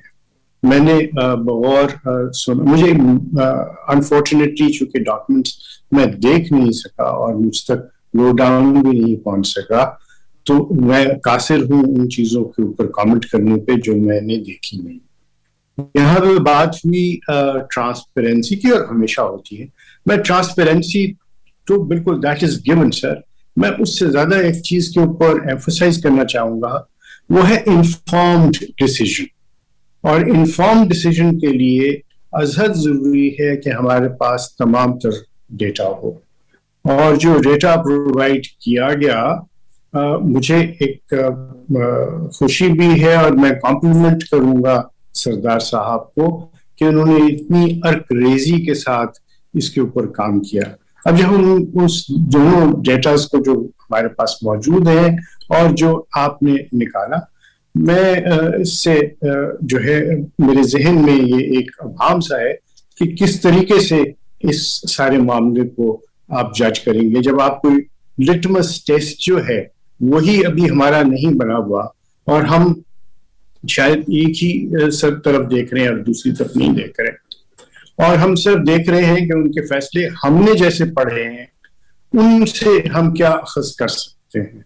تو شاید جہاں پہ ہم بات کرتے ہیں سینیورٹی کی, جہاں پہ ہم بات کرتے ہیں کمپٹنس کی, جہاں ہم بات کرتے ہیں انٹیگریٹی کی, ابلٹی کی اور ٹیمپرمنٹ کی, تو شاید ہمیں یہ بھی کنسیڈر نہیں کرنا چاہیے کہ ان ججز کی جن کی ہم ایلیویشن کی بات کر رہے ہیں, ان کے متعلق ایپلیٹ کورٹ نے, جب وہ سپریم کورٹ نے ان کے متعلق کیا کہا ہے, ان کو کتنا انہوں نے سراہا ہے یا کتنا ان کو اوور ٹرن کیا ہے, کیا ان کے اندر کوئی ان کے متعلق کامنٹس ہیں.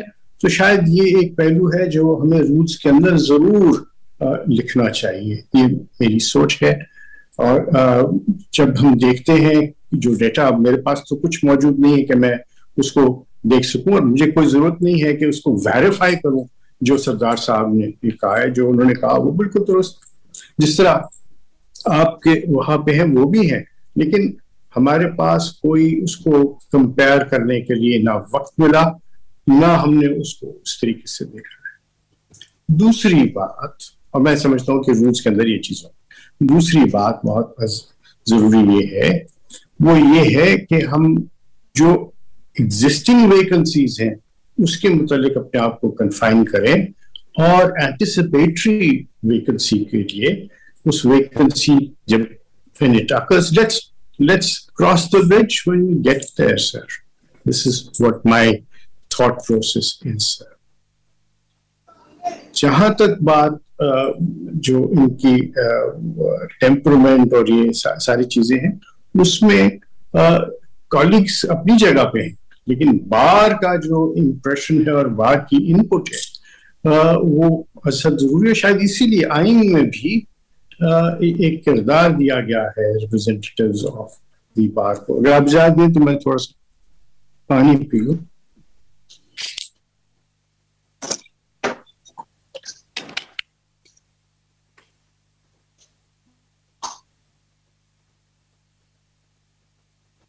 جہاں تک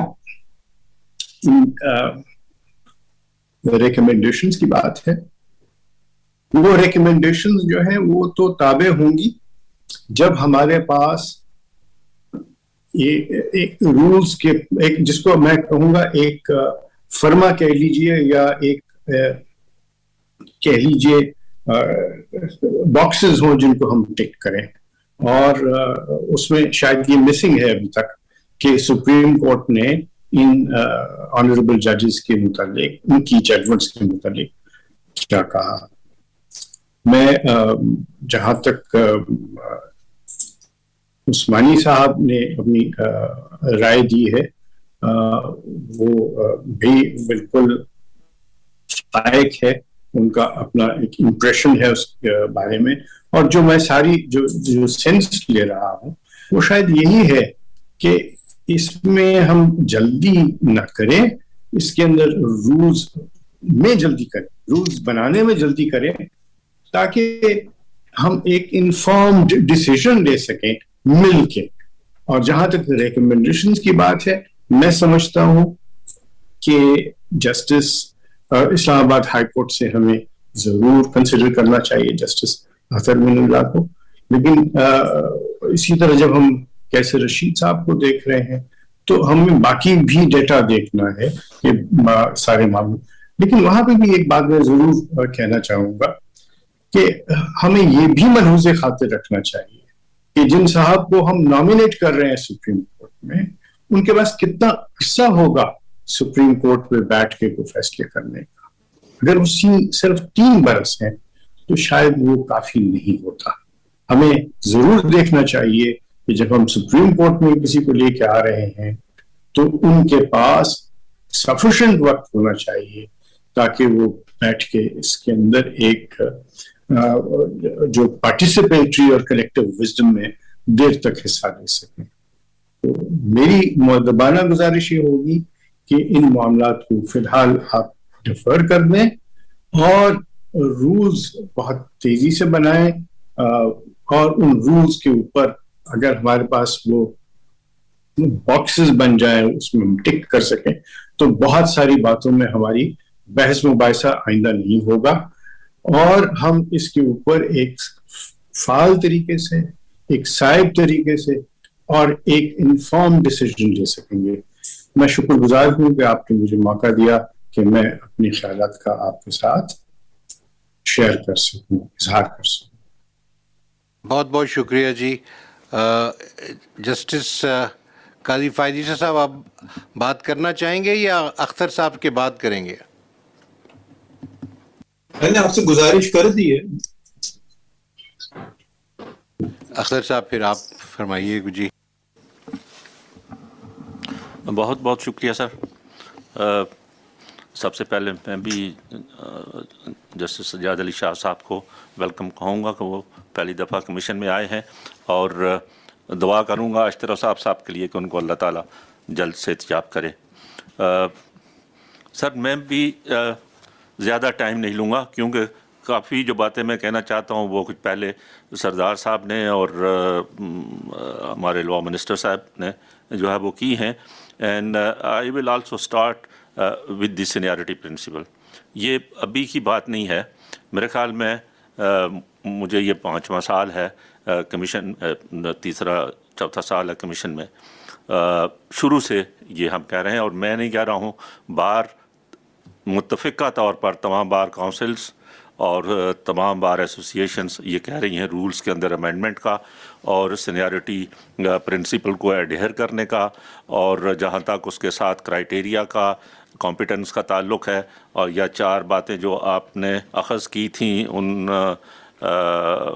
جو ایک ہی میٹنگ ہماری رولز کمیٹی کی ہوئی اس کے بعد، یعنی کمپیٹنس اور integrity and capacity and temperament, یہ ساری میں سمجھتا ہوں کہ ہم رولز کے اندر ان چیزوں کے بارے میں ڈیٹیل سے آنا چاہیے. کیونکہ جب ہم رولز کی بات کر رہے ہیں تو صرف سپریم کورٹ کے لیے نہیں ہے، وہ ہائی کورٹ کے لیے بھی ہے، اور پھر ہائی کورٹ کے اندر ایلیویشنز وکلاء کی طرف سے بھی ہے، ایلیویشن فرام ڈسٹرکٹ جوڈیشری بھی ہے، ٹرائبونلز سے بھی لیے جا سکتے ہیں. تو تمام آسپیکٹس کے بارے میں ہماری فرسٹ جو ہے وہ مؤدبانہ ریکویسٹ پھر اس کمیشن سے اور چیئرمین صاحب سے ہے کہ ہمیں رولز فریم جلد سے جلد کرنے چاہیے. اور جس طرح سے پہلے رولز کمیٹی کئی دفعہ بنی لیکن وہ اس کے بعد پھر اس پر کام نہیں ہو سکا. سیکنڈلی جہاں تک تعلق ہے سندھ کے اندر جو ہے وہ ججز کی ایلیویشن کا، تو سب سے پہلے تو سر میں I am very grateful and thankful to honourable chairman and honourable chief justice کہ اس میٹنگ کے علاوہ بھی انہوں نے کئی دفعہ ڈسکشن کی اور موقع دیا ہمیں بات کرنے کا.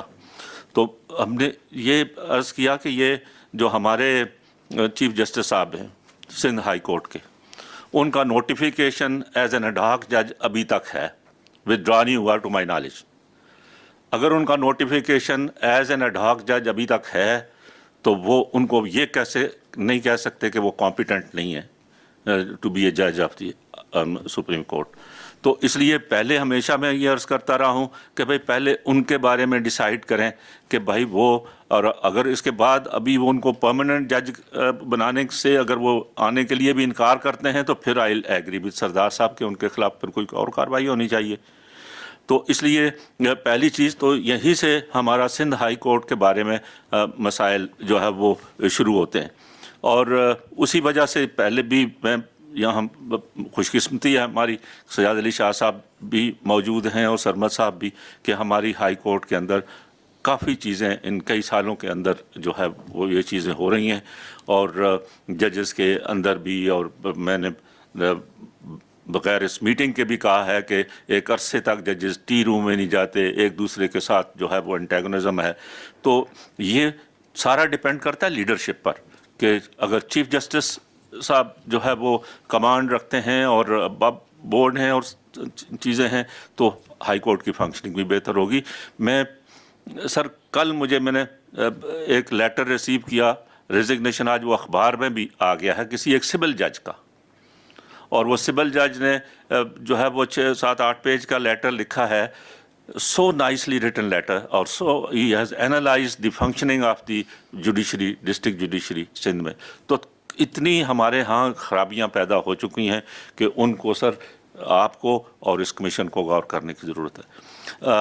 جہاں تک اب کہیں کہ کمپیئر کرنے کا، تو اب جسٹ عرفان سادات صاحب کے بارے میں کہا گیا sir, very honestly and to my very little knowledge, اگر میں ججمنٹ کمپیئر کرتا ہوں پھل پوٹو صاحب کی تو عرفان سادات صاحب مجھ سے ان سے کہیں آگے نظر آتے ہیں. اب آپ عرفان سے پھل پوٹو صاحب نے جو بیسٹ ججمنٹس ہیں وہ 11 دی ہیں، 8 اس میں سے جو ہے وہ کرمنل سائڈ کی ہیں، 2 جوڈیشل آفیسرز کا سروس میٹر ہے اور 1 ECL کی پٹیشن ہے. اب ان کا کیا کام ہے جن کو کمپیٹنٹ سمجھا گیا ہے بائی پاسنگ دی آل ابو. تو اس لیے میں تو ان سے کہیں زیادہ کمپیٹنٹ بھی اور ہر لحاظ سے انٹیگریٹی وائز بھی جو ہے وہ عرفان سادات صاحب کو سمجھتا ہوں. ان کی پرسنالٹی کے بارے میں اشارہ کیا ہے ہمارے لا منسٹر صاحب نے، پھل پوٹو صاحب کی، اور میں نے آپ کے سامنے मीटिंग से बाहर भी बताया उनकी पर्सनालिटी के हवाले से, और आपकी नॉलेज में भी आया है, तो ज़्यादा हम नहीं उनकी पर्सनालिटी के बारे में भी कुछ कहना चाहते, लेकिन किसी सूरत में भी उनको फुल पोर्टो साहब को सुप्रीम कोर्ट के लिए मैं नहीं समझता कि उनको यहाँ अपॉइंट किया जाए। जहाँ तक ताल्लुक़ है उसके बाद अकील अब्बासी साहब का, सर अकील अब्बासी साहब इज़ वेरी कॉम्पिटेंट जज। मैंने उनके साथ वकालत की है, मैंने उनके सामने कोर्ट में जो है वो रोज़ नहीं तो जो है वो पेश होते रहते हैं, और उनसे ज़्यादा पोलाइट आदमी कोई नहीं है। जो इंस्टेंसेस आपने फरमाई उनके बारे में, उनके टेम्परामेंट के बारे में, वो 2-3 इंसिडेंट जो हैं वो उनको जब आपने बाईपास किया तो उसके बाद ये चीज़ हुई। जैसे सरमद उस्मानी साहब ने फरमाया कि भाई जब आप एक साहब को उसकी सीनियरिटी को बाईपास करेंगे 1 दफ़ा 2 दफ़ा 3 दफ़ा, तो वो उनके कुछ ना कुछ उस हवाले से उनमें तलखी आएगी। तो इसलिए उनको ये नहीं कह सकते कि उनको बाईपास करके, जबकि आप अभी भी ये कह रहे हैं कि भाई उनको आइंदा कंसिडर किया जा सकता है। तो कब उनको कंसिडर किया जा सकता है जबकि इतने सालों से बग़ैर किसी उनकी इंटेग्रिटी पर क्वेश्चन के उनको बाईपास कर दिया जाता है। तो इस लिहाज से मैं ये समझता हूँ कि आई हैव नथिंग टू से अगेंस्ट और जो हमारे असद नज़र रिजवी साहब हैं या शफी सिद्दीकी साहब हैं, लेकिन मैं समझता हूँ कि सीनियरिटी प्रिंसिपल पर आइंदा उनको भी कंसिडर किया जा सकता है, लेकिन सीनियरिटी प्रिंसिपल को और कॉम्पिटेंस को सामने रखते हुए हमें नंबर 1, 2, 3 में से जो है फर्स्ट डिसाइड करें पहले चीफ जस्टिस साहब का, और उसके बाद जो है वो हो सकता है कि एक चीफ जस्टिस बन जाएं या नंबर 2 और 3 पर हैं उनको 2 जजेस आप वहाँ से ले सकते हैं प्रेजेंटली, और एक तो अभी एंटीसिपेटेड वैकेंसी के ऊपर मैं नहीं समझता कि इस वक्त हमें अपॉइंटमेंट करनी चाहिए। जहाँ तक ताल्लुक़ है हमारे लाहौर हाई कोर्ट का, तो वो मैं एग्री करूँगा लॉ मिनिस्टर साहब से कि उनकी मेरी तो अपीयरेंस उनके सामने है नहीं, उनकी जिस हद तक जजमेंट्स देखी हैं मैं नहीं समझता कि इससे नंबर 1, 2 वाले भी वो इतने कॉम्पिटेंट नहीं है या उनकी इंटेग्रिटी के ख़िलाफ़ पर भी कोई क्वेश्चन नहीं है, तो इस वजह से मैं उनको भी नहीं सपोर्ट करता।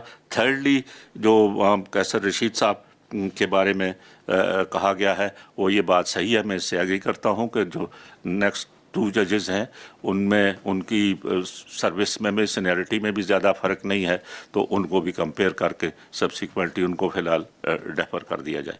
लेकिन प्रेजेंटली जो नॉमिनेशंस आई हैं मैं उनको I am not in a position to support it.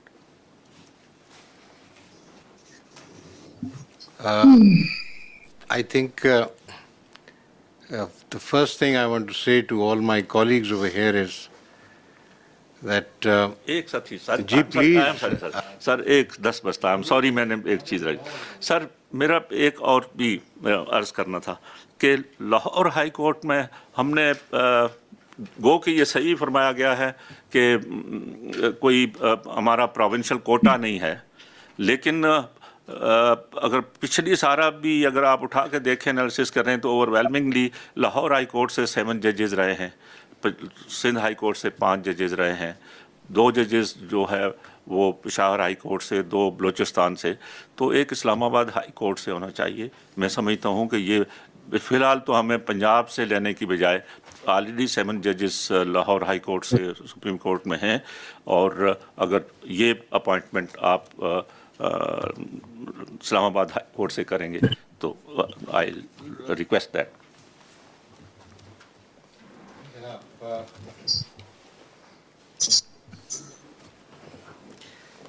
I would like to thank all the members of the Commission for giving their valuable thoughts. I would have requested Justice Faez to express his thoughts, but he doesn't want to share them till I've spoken. Out of courtesy, Justice Faez, I'll say something now, but if you have something that requires my input, I would then respond to that. First thing, Sir, First thing that I can gather from our discussion today is that, mashallah, the learned two judges, Justice Tariq Masood Saab and Justice Sarmad Usmani Saab, are both of the view that Mr. Pulpoto writes average judgments. This view appears to be shared by Mr. Akhtar Hussain.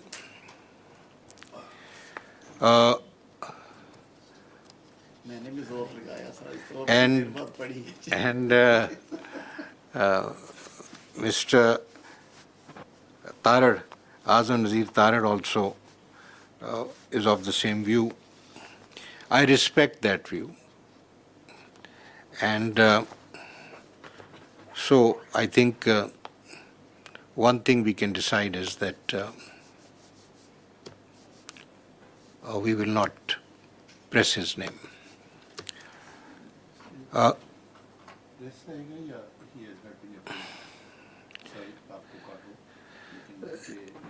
ठीक ठीक इसमें आपको एक बात बताएं हाँ जी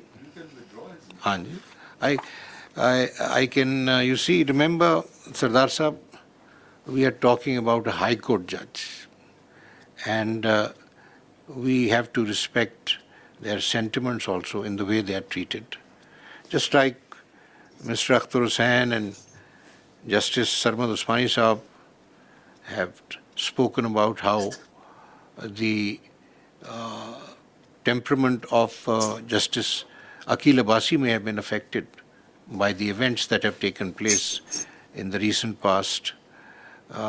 In the same way, we must always remember that whilst treating judges, we must extend them courtesy and respect.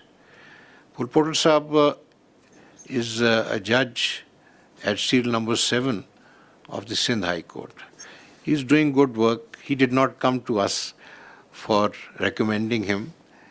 It is on my own inquiries that I selected his name. So if not today, if tomorrow he is good, he'll come. Otherwise, there are 9 people sitting here. They will again analyze his work and come to a conclusion. जो wording है वो ये है कि the name will be put for approval, for sending his name. अब approved है या not approved है, there's nothing in between. Chalo, I'll Nothing in between. And the second thing, my brother say you can withdraw it. Withdraw करना है तो पहले start में हो जाना चाहिए था. When decision is being made और उस वक्त सारे लोगों ने कैची है. Decision has been made. It has been made. No. 1, 2, 3, 4 ये बैठे हुए हैं अपने सामने. Decision chairman का होता है. नहीं डिसीजन चेयरमैन का होगा. चलें. विद द मेजॉरिटी होगा. ऐसी बात नहीं है. सरदार साहब, आगे मत जाइए. सरदार लेकिन साहब. अप्रूव्ड एंड डिसअप्रूव्ड 2 लफ्ज हैं सर. ये मैं इसलिए कह रहा हूँ कि ये आगे भी हमारे साथ इस तरह हुआ. जब आयशा की तरफ की बात आई थी, जस्टिस आयशा की, तो वो सडनली उठ के चले गए. 4-4 का हो गया. पता ही नहीं लगा कि उन्होंने फैसला क्या किया. होना तो ये चाहिए था कि when they put the name of the Aisha, Justice Aisha, and it was not approved by the commission, then must be written that it has not been approved. और ये देखें सर, ये इस तरीके से इस तरह तो फिर मामला ही नहीं एंड होता.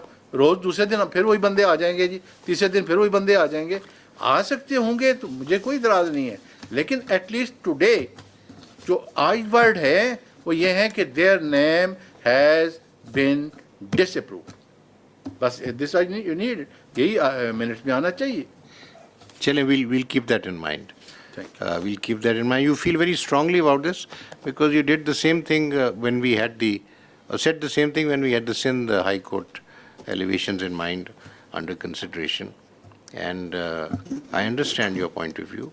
You are concerned that once someone is rejected, then he should not come up again. बस ठीक है. कॉन्स्टिट्यूशन बताएगा. हाँ जी. लेकिन इस वक्त तो यही है कि their name has not been approved. ये चले ठीक है जी, understood.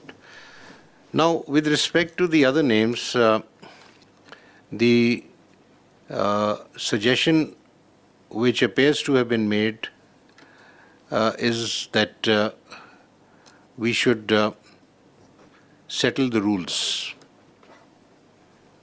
and thereafter take up these elevations. So, on those names, I think that there is no serious objection right now on a one-to-one basis, and there is, on the other hand, a suggestion that we should consider some other learned judges who have been mentioned during the discussion on account of their competence and capability and so forth, integrity being the first, for elevation to the, or for appointment to the Supreme Court. So, in relation to the remaining judges or judges that I've proposed, I would say that let's defer this meeting and examine the possibility of reducing our criteria into a firm basis for assessing candidates. The only request in this behalf I would make to you is that when I was sitting with Mr. Akhtar Hussain and Justice Chairman Usmani Saab and the Attorney General at that time, we had a fruitful discussion, and these were the 4 points that emerged, which have now been treated by me as the ruling criteria. In addition to that, the consideration that we should assess the candidates on a seniority basis. Now, this will only happen in the Supreme Court because the high courts are not based on seniority, except for the district court judges, district judiciary judges. For the Supreme Court, we should go in accordance with seniority.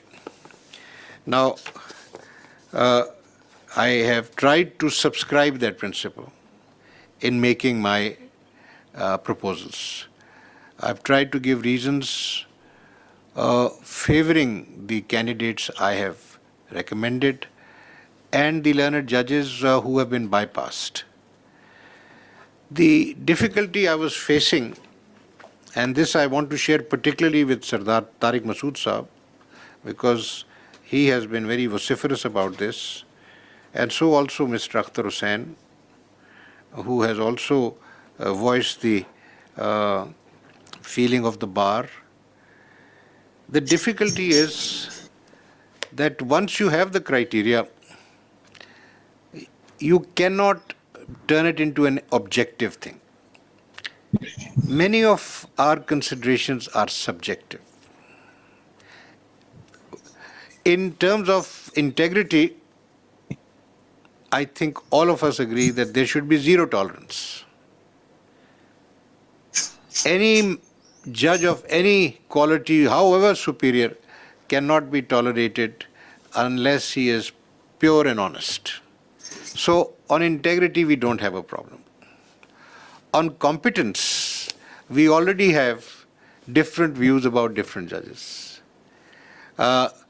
We have to be very careful when we start expressing our views on judgments, one.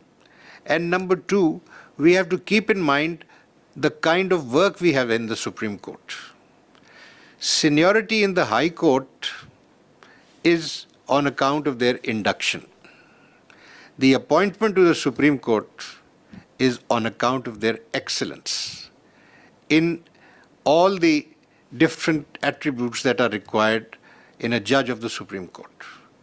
The 4 attributes may be the minimum, or they may have other shades which we can add, but at the moment, the important thing is we should bring the finest material to the Supreme Court, as Mr. Tarar just said. In this regard, it is also very important to keep in mind the kind of work that is required in the Supreme Court. For instance, you would be amused to know that there are 6,823 civil matters arising out of regular first appeals, second appeals, and civil revisions. 6,800. On the other hand, there are 10,118 cases pertaining to criminal matters, excluding NAB cases and bail applications.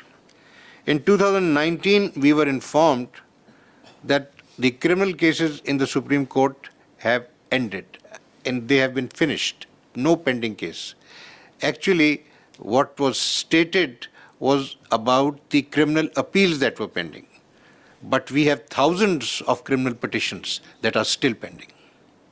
And Mr. Tarar is right in saying that we must look for a judge with criminal law specialty. Now, the point is that in Sindh, you have to keep in mind the complexion of that society. And that was one of the factors I kept in mind. Number two, we want a gentleman who can be a good support for a senior judge. Because if someone is coming for 3 years or 4 years, we have judges who can lead the bench, but they need support.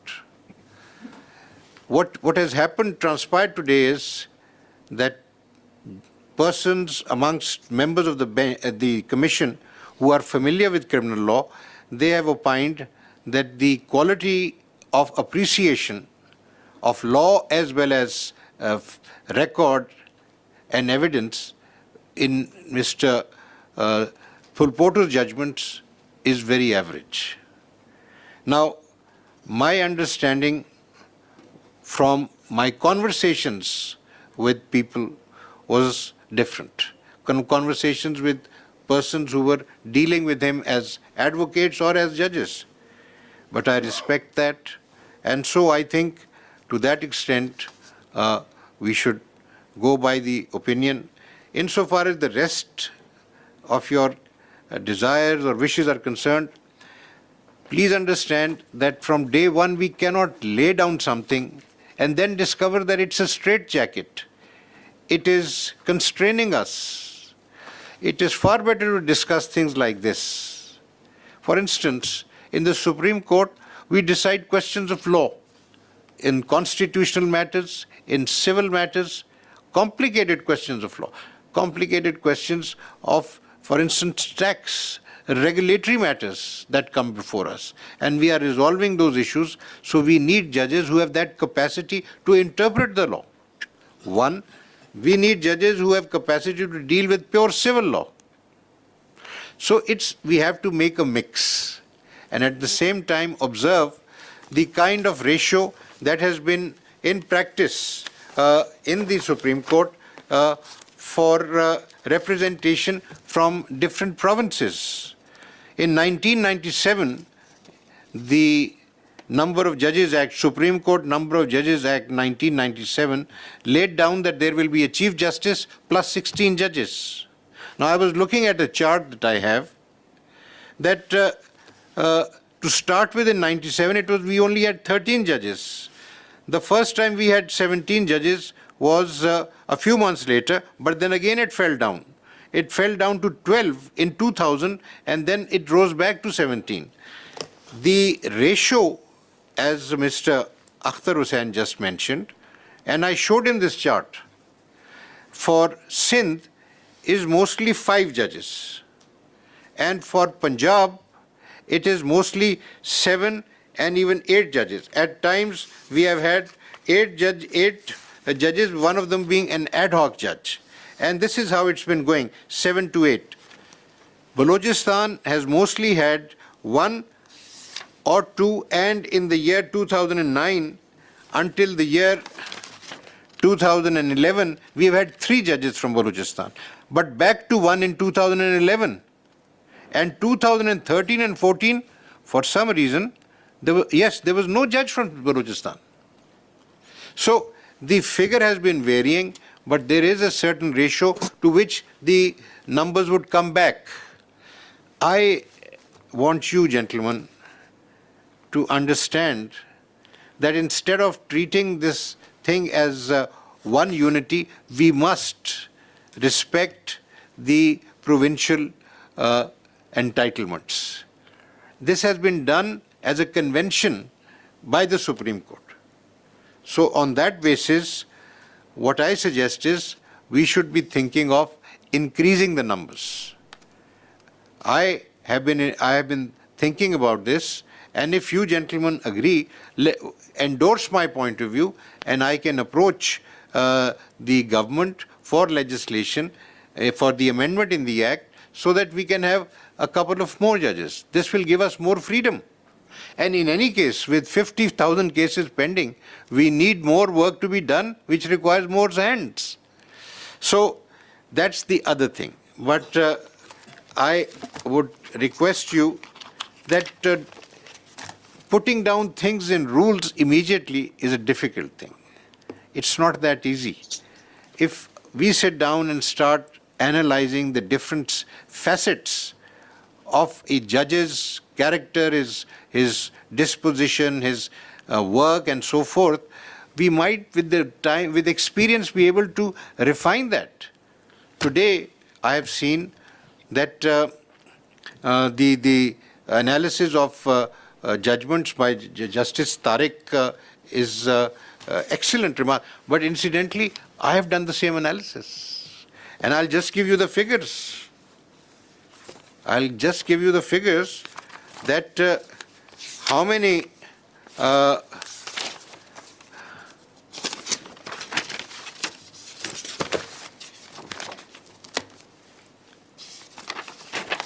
the data that you have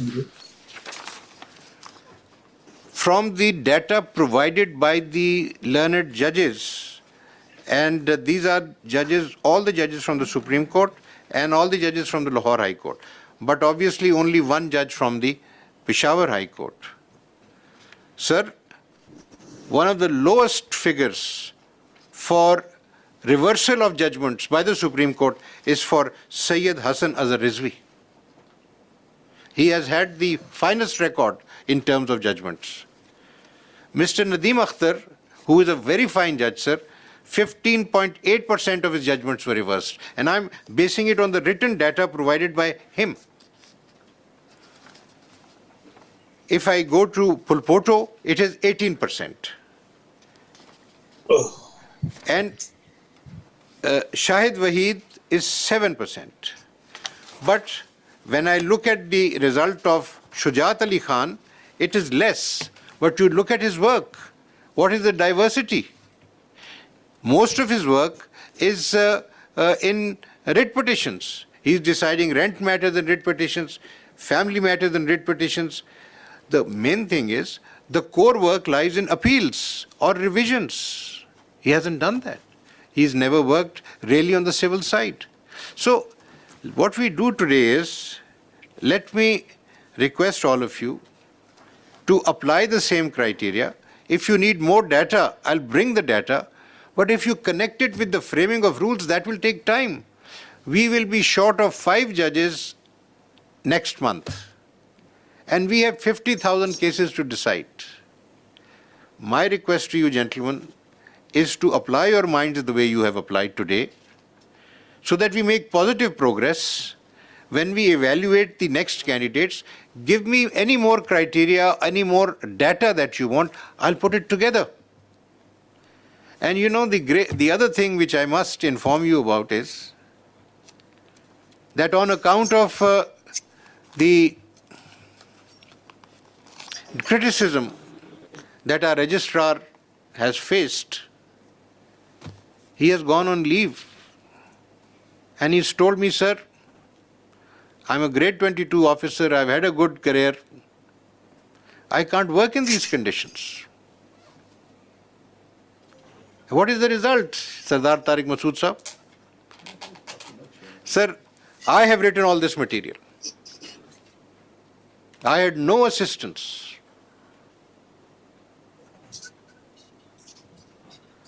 So we have to work as a team, and we have to build our team, strengthen our team. And that means that whatever we do, it must have a certain degree of coordination and understanding. Imagine the kind of proceedings we've had today and what we did on 28th of June for 5 hours.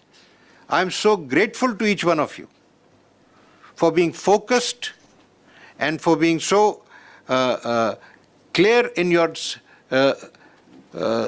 formulations and statements. So, with your consent, gentlemen, let's say goodbye to Mr. Fulpoto. And I think to satisfy Justice Tariq Masood Saab,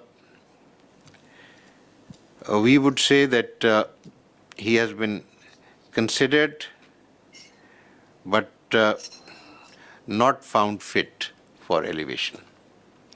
Is this what you want to say? Not recommended. Not recommended for elevation. ठीक है जी? Okay. For the rest, we defer to meet again and for me to make further and other recommendations. You have given me some names. I don't want to discuss my reservations about Justice Akil Abbasi.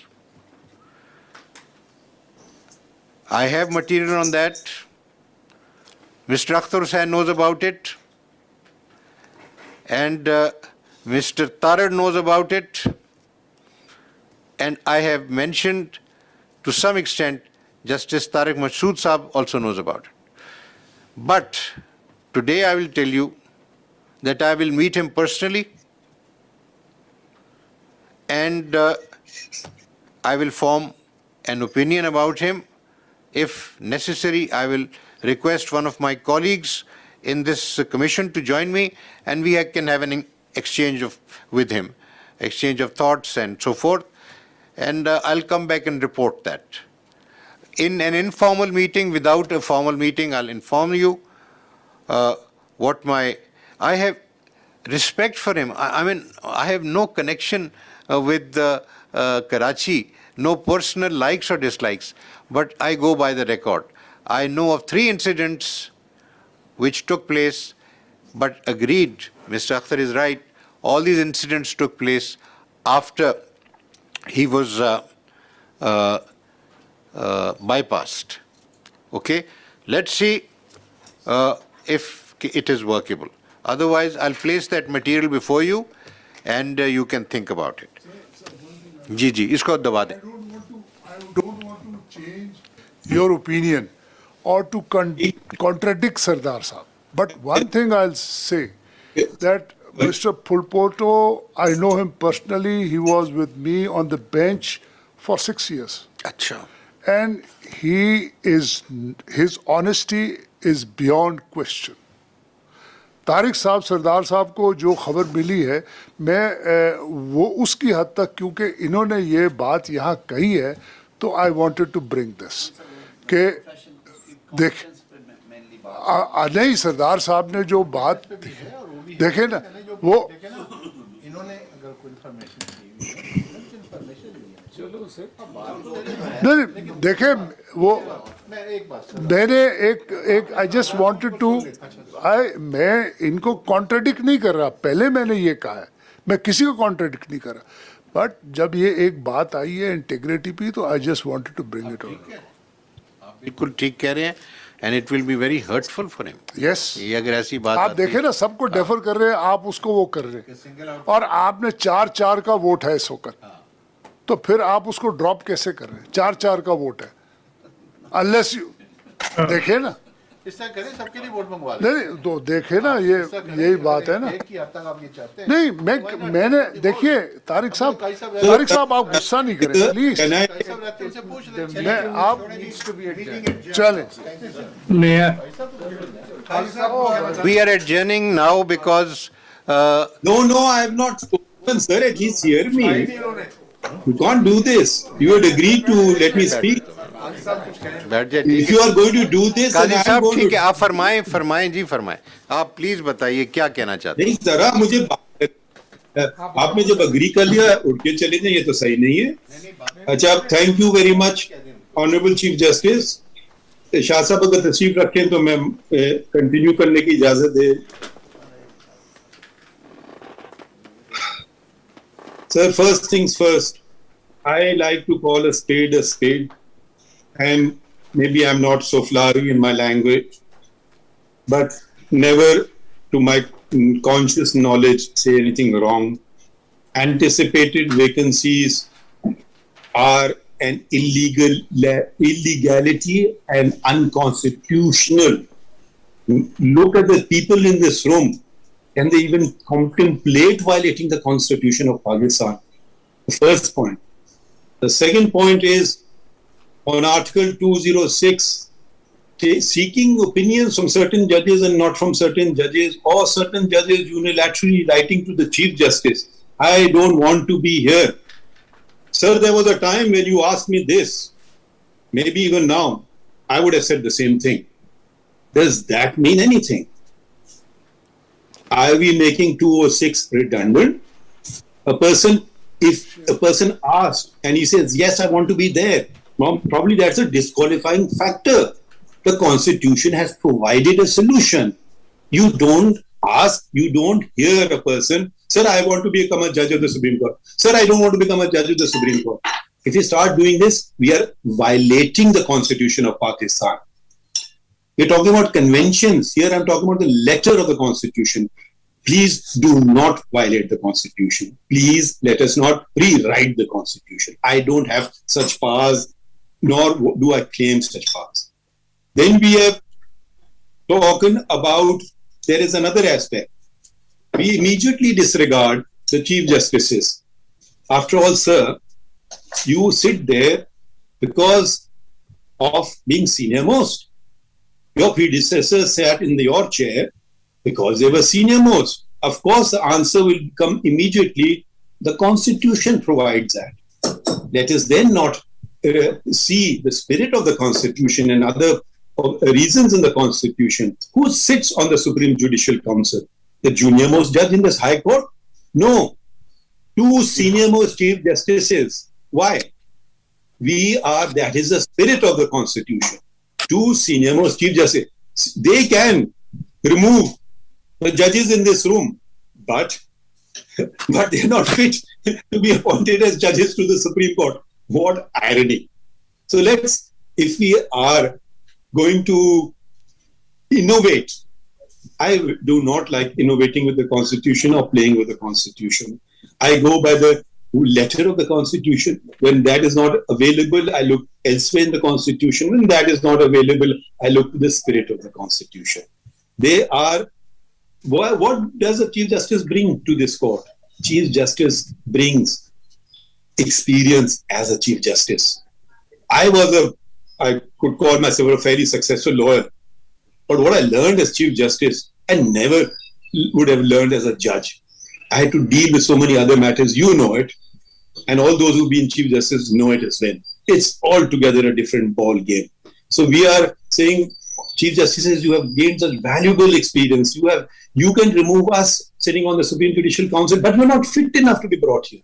Arbitrarily, by all means, consider them, analyze them, reject them. I have no issue.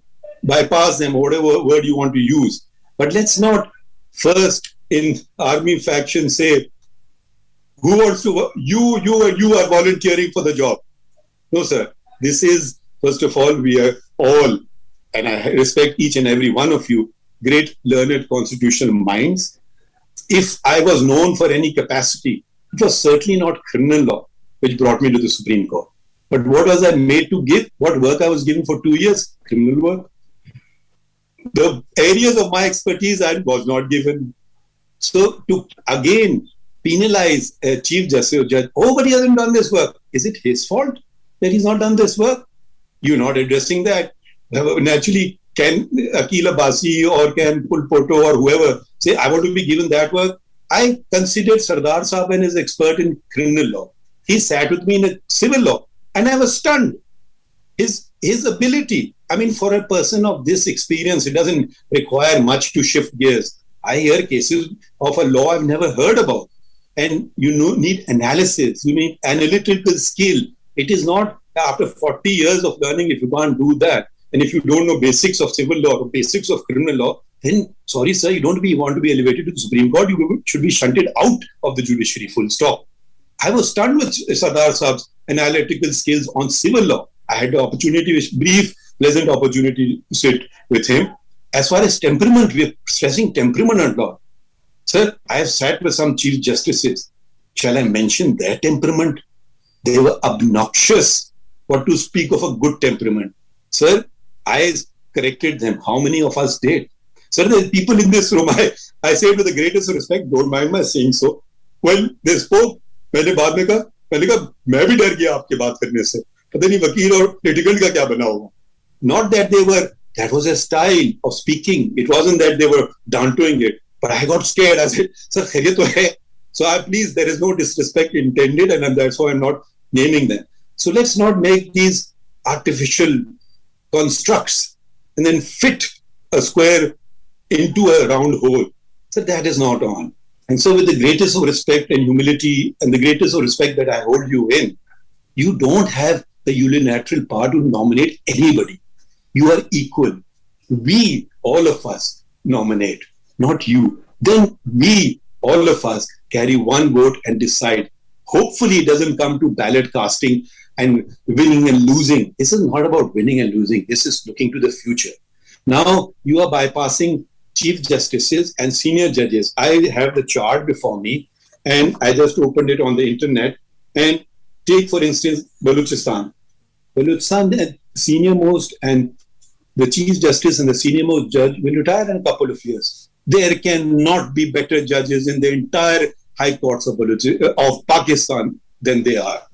You have spoken about, I know this person and I know this person. Nobody has mentioned, I know Chief Justice Naeem Akhtar, or I know Senior Puni Hashim Khan Kakar. So, and to say that there are no other experts, Jamal Saab Mandokhail is an expert in constitutional as well as an expert in criminal law. His name, why was it not mentioned? Because for the simple reason, you don't know. But you're not prepared to hear people. You say, I met, with the greatest respect, sir, you met Akhtar Saab and you met so and so. Sir, we share a common boundary wall. You never meet me. So, but anyways, that's your discretion. I can offer some bad advice or maybe some good advice at times. So these are matters of grave urgency. Criteria committee, I was not a part of. Chalo, sir, you headed it. Let me please, sir, please, sir, patience. I heard everyone, sir. I didn't utter a word this time. So I did not, and then you signed that we have to meet again, and then you produce a criteria. So sorry, sir. It is, as a Muslim, it is my duty to, if someone speaks wrong, to say so. So that is wrong. Your own handwriting says the criteria has not been settled. Competence, integrity, can anybody say, no, we want incompetent judges. No, we want judges who want integrity. No, we want dishonest judges. That's a given. That's no fundamental brainer that we want this. We want how to analyze. Now, why we discarding, why we choosing straight away going to judges who are at way below the seniority? Is there any justification? Are we even? No mention is made of Ahmed Ali Sheikh. One letter, and what he went through is hell. I went through hell. I can say I don't want to be a judge of the Supreme Court. So is that enough? If I don't want to, I'll resign. But if you say want, it's not a question of my desire. I consider it my duty, not my desire. If it was my desire, I would not be a judge one single day.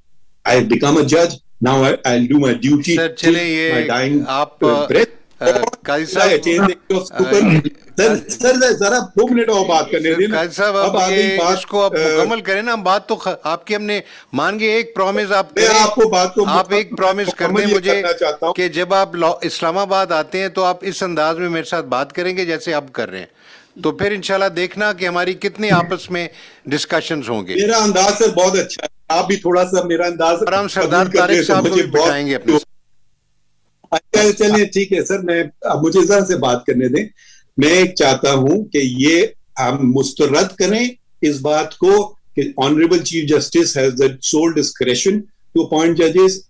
मैं इस बात पे vote करें कि the judicial commission of Pakistan will discuss the matter and not it should be done unilaterally by only consider the 5 volunteers put forward in true military fashion to volunteer for the mission. No, let's consider 10, let's consider 20. Let's Thank you. Thank you, sir. put forward Can I later. And Sardar add to sir that, wants to say always consider that. Let me just conclude. Or prior to Bataiye, Sardar sir. that this is the decision of the meeting, not deferment. Sorry. This is a decision of the meeting that it is already, we have wasted a time. It's always thrown in my face. The meeting is being wasted. Let us achieve something positive. I don't think- Let us achieve something positive. Let sir us achieve, let positive us call आपने a किया meeting ना, after a month. आपने कर लिया positive sir, जितना आप- positive हो सकता था आज। अब बस thank you sir and let's rise now. Thank you. Just 1 minute, sir. So now we should now Sir, minutes में क्या accept आएगा nominations from all. सर ना मिनट्स में कुछ आएगा कि किसने अपोज किया, किसने नहीं किया, कुछ नथिंग। ये उठ के चले गए, मतलब ये खत्म ही नहीं हुई मीटिंग। उन्होंने जन कर दिए सर। ये कैसे मीटिंग खत्म, ये कैसे मीटिंग खत्म हो आपसे गई? क्यों पूछा, कि, मुझसे क्यों पूछा, मैंने क्यों मैंने चेयरमैन उठ के चले जाएं। बहरहाल मेरा उनको फिर भी शुक्रिया।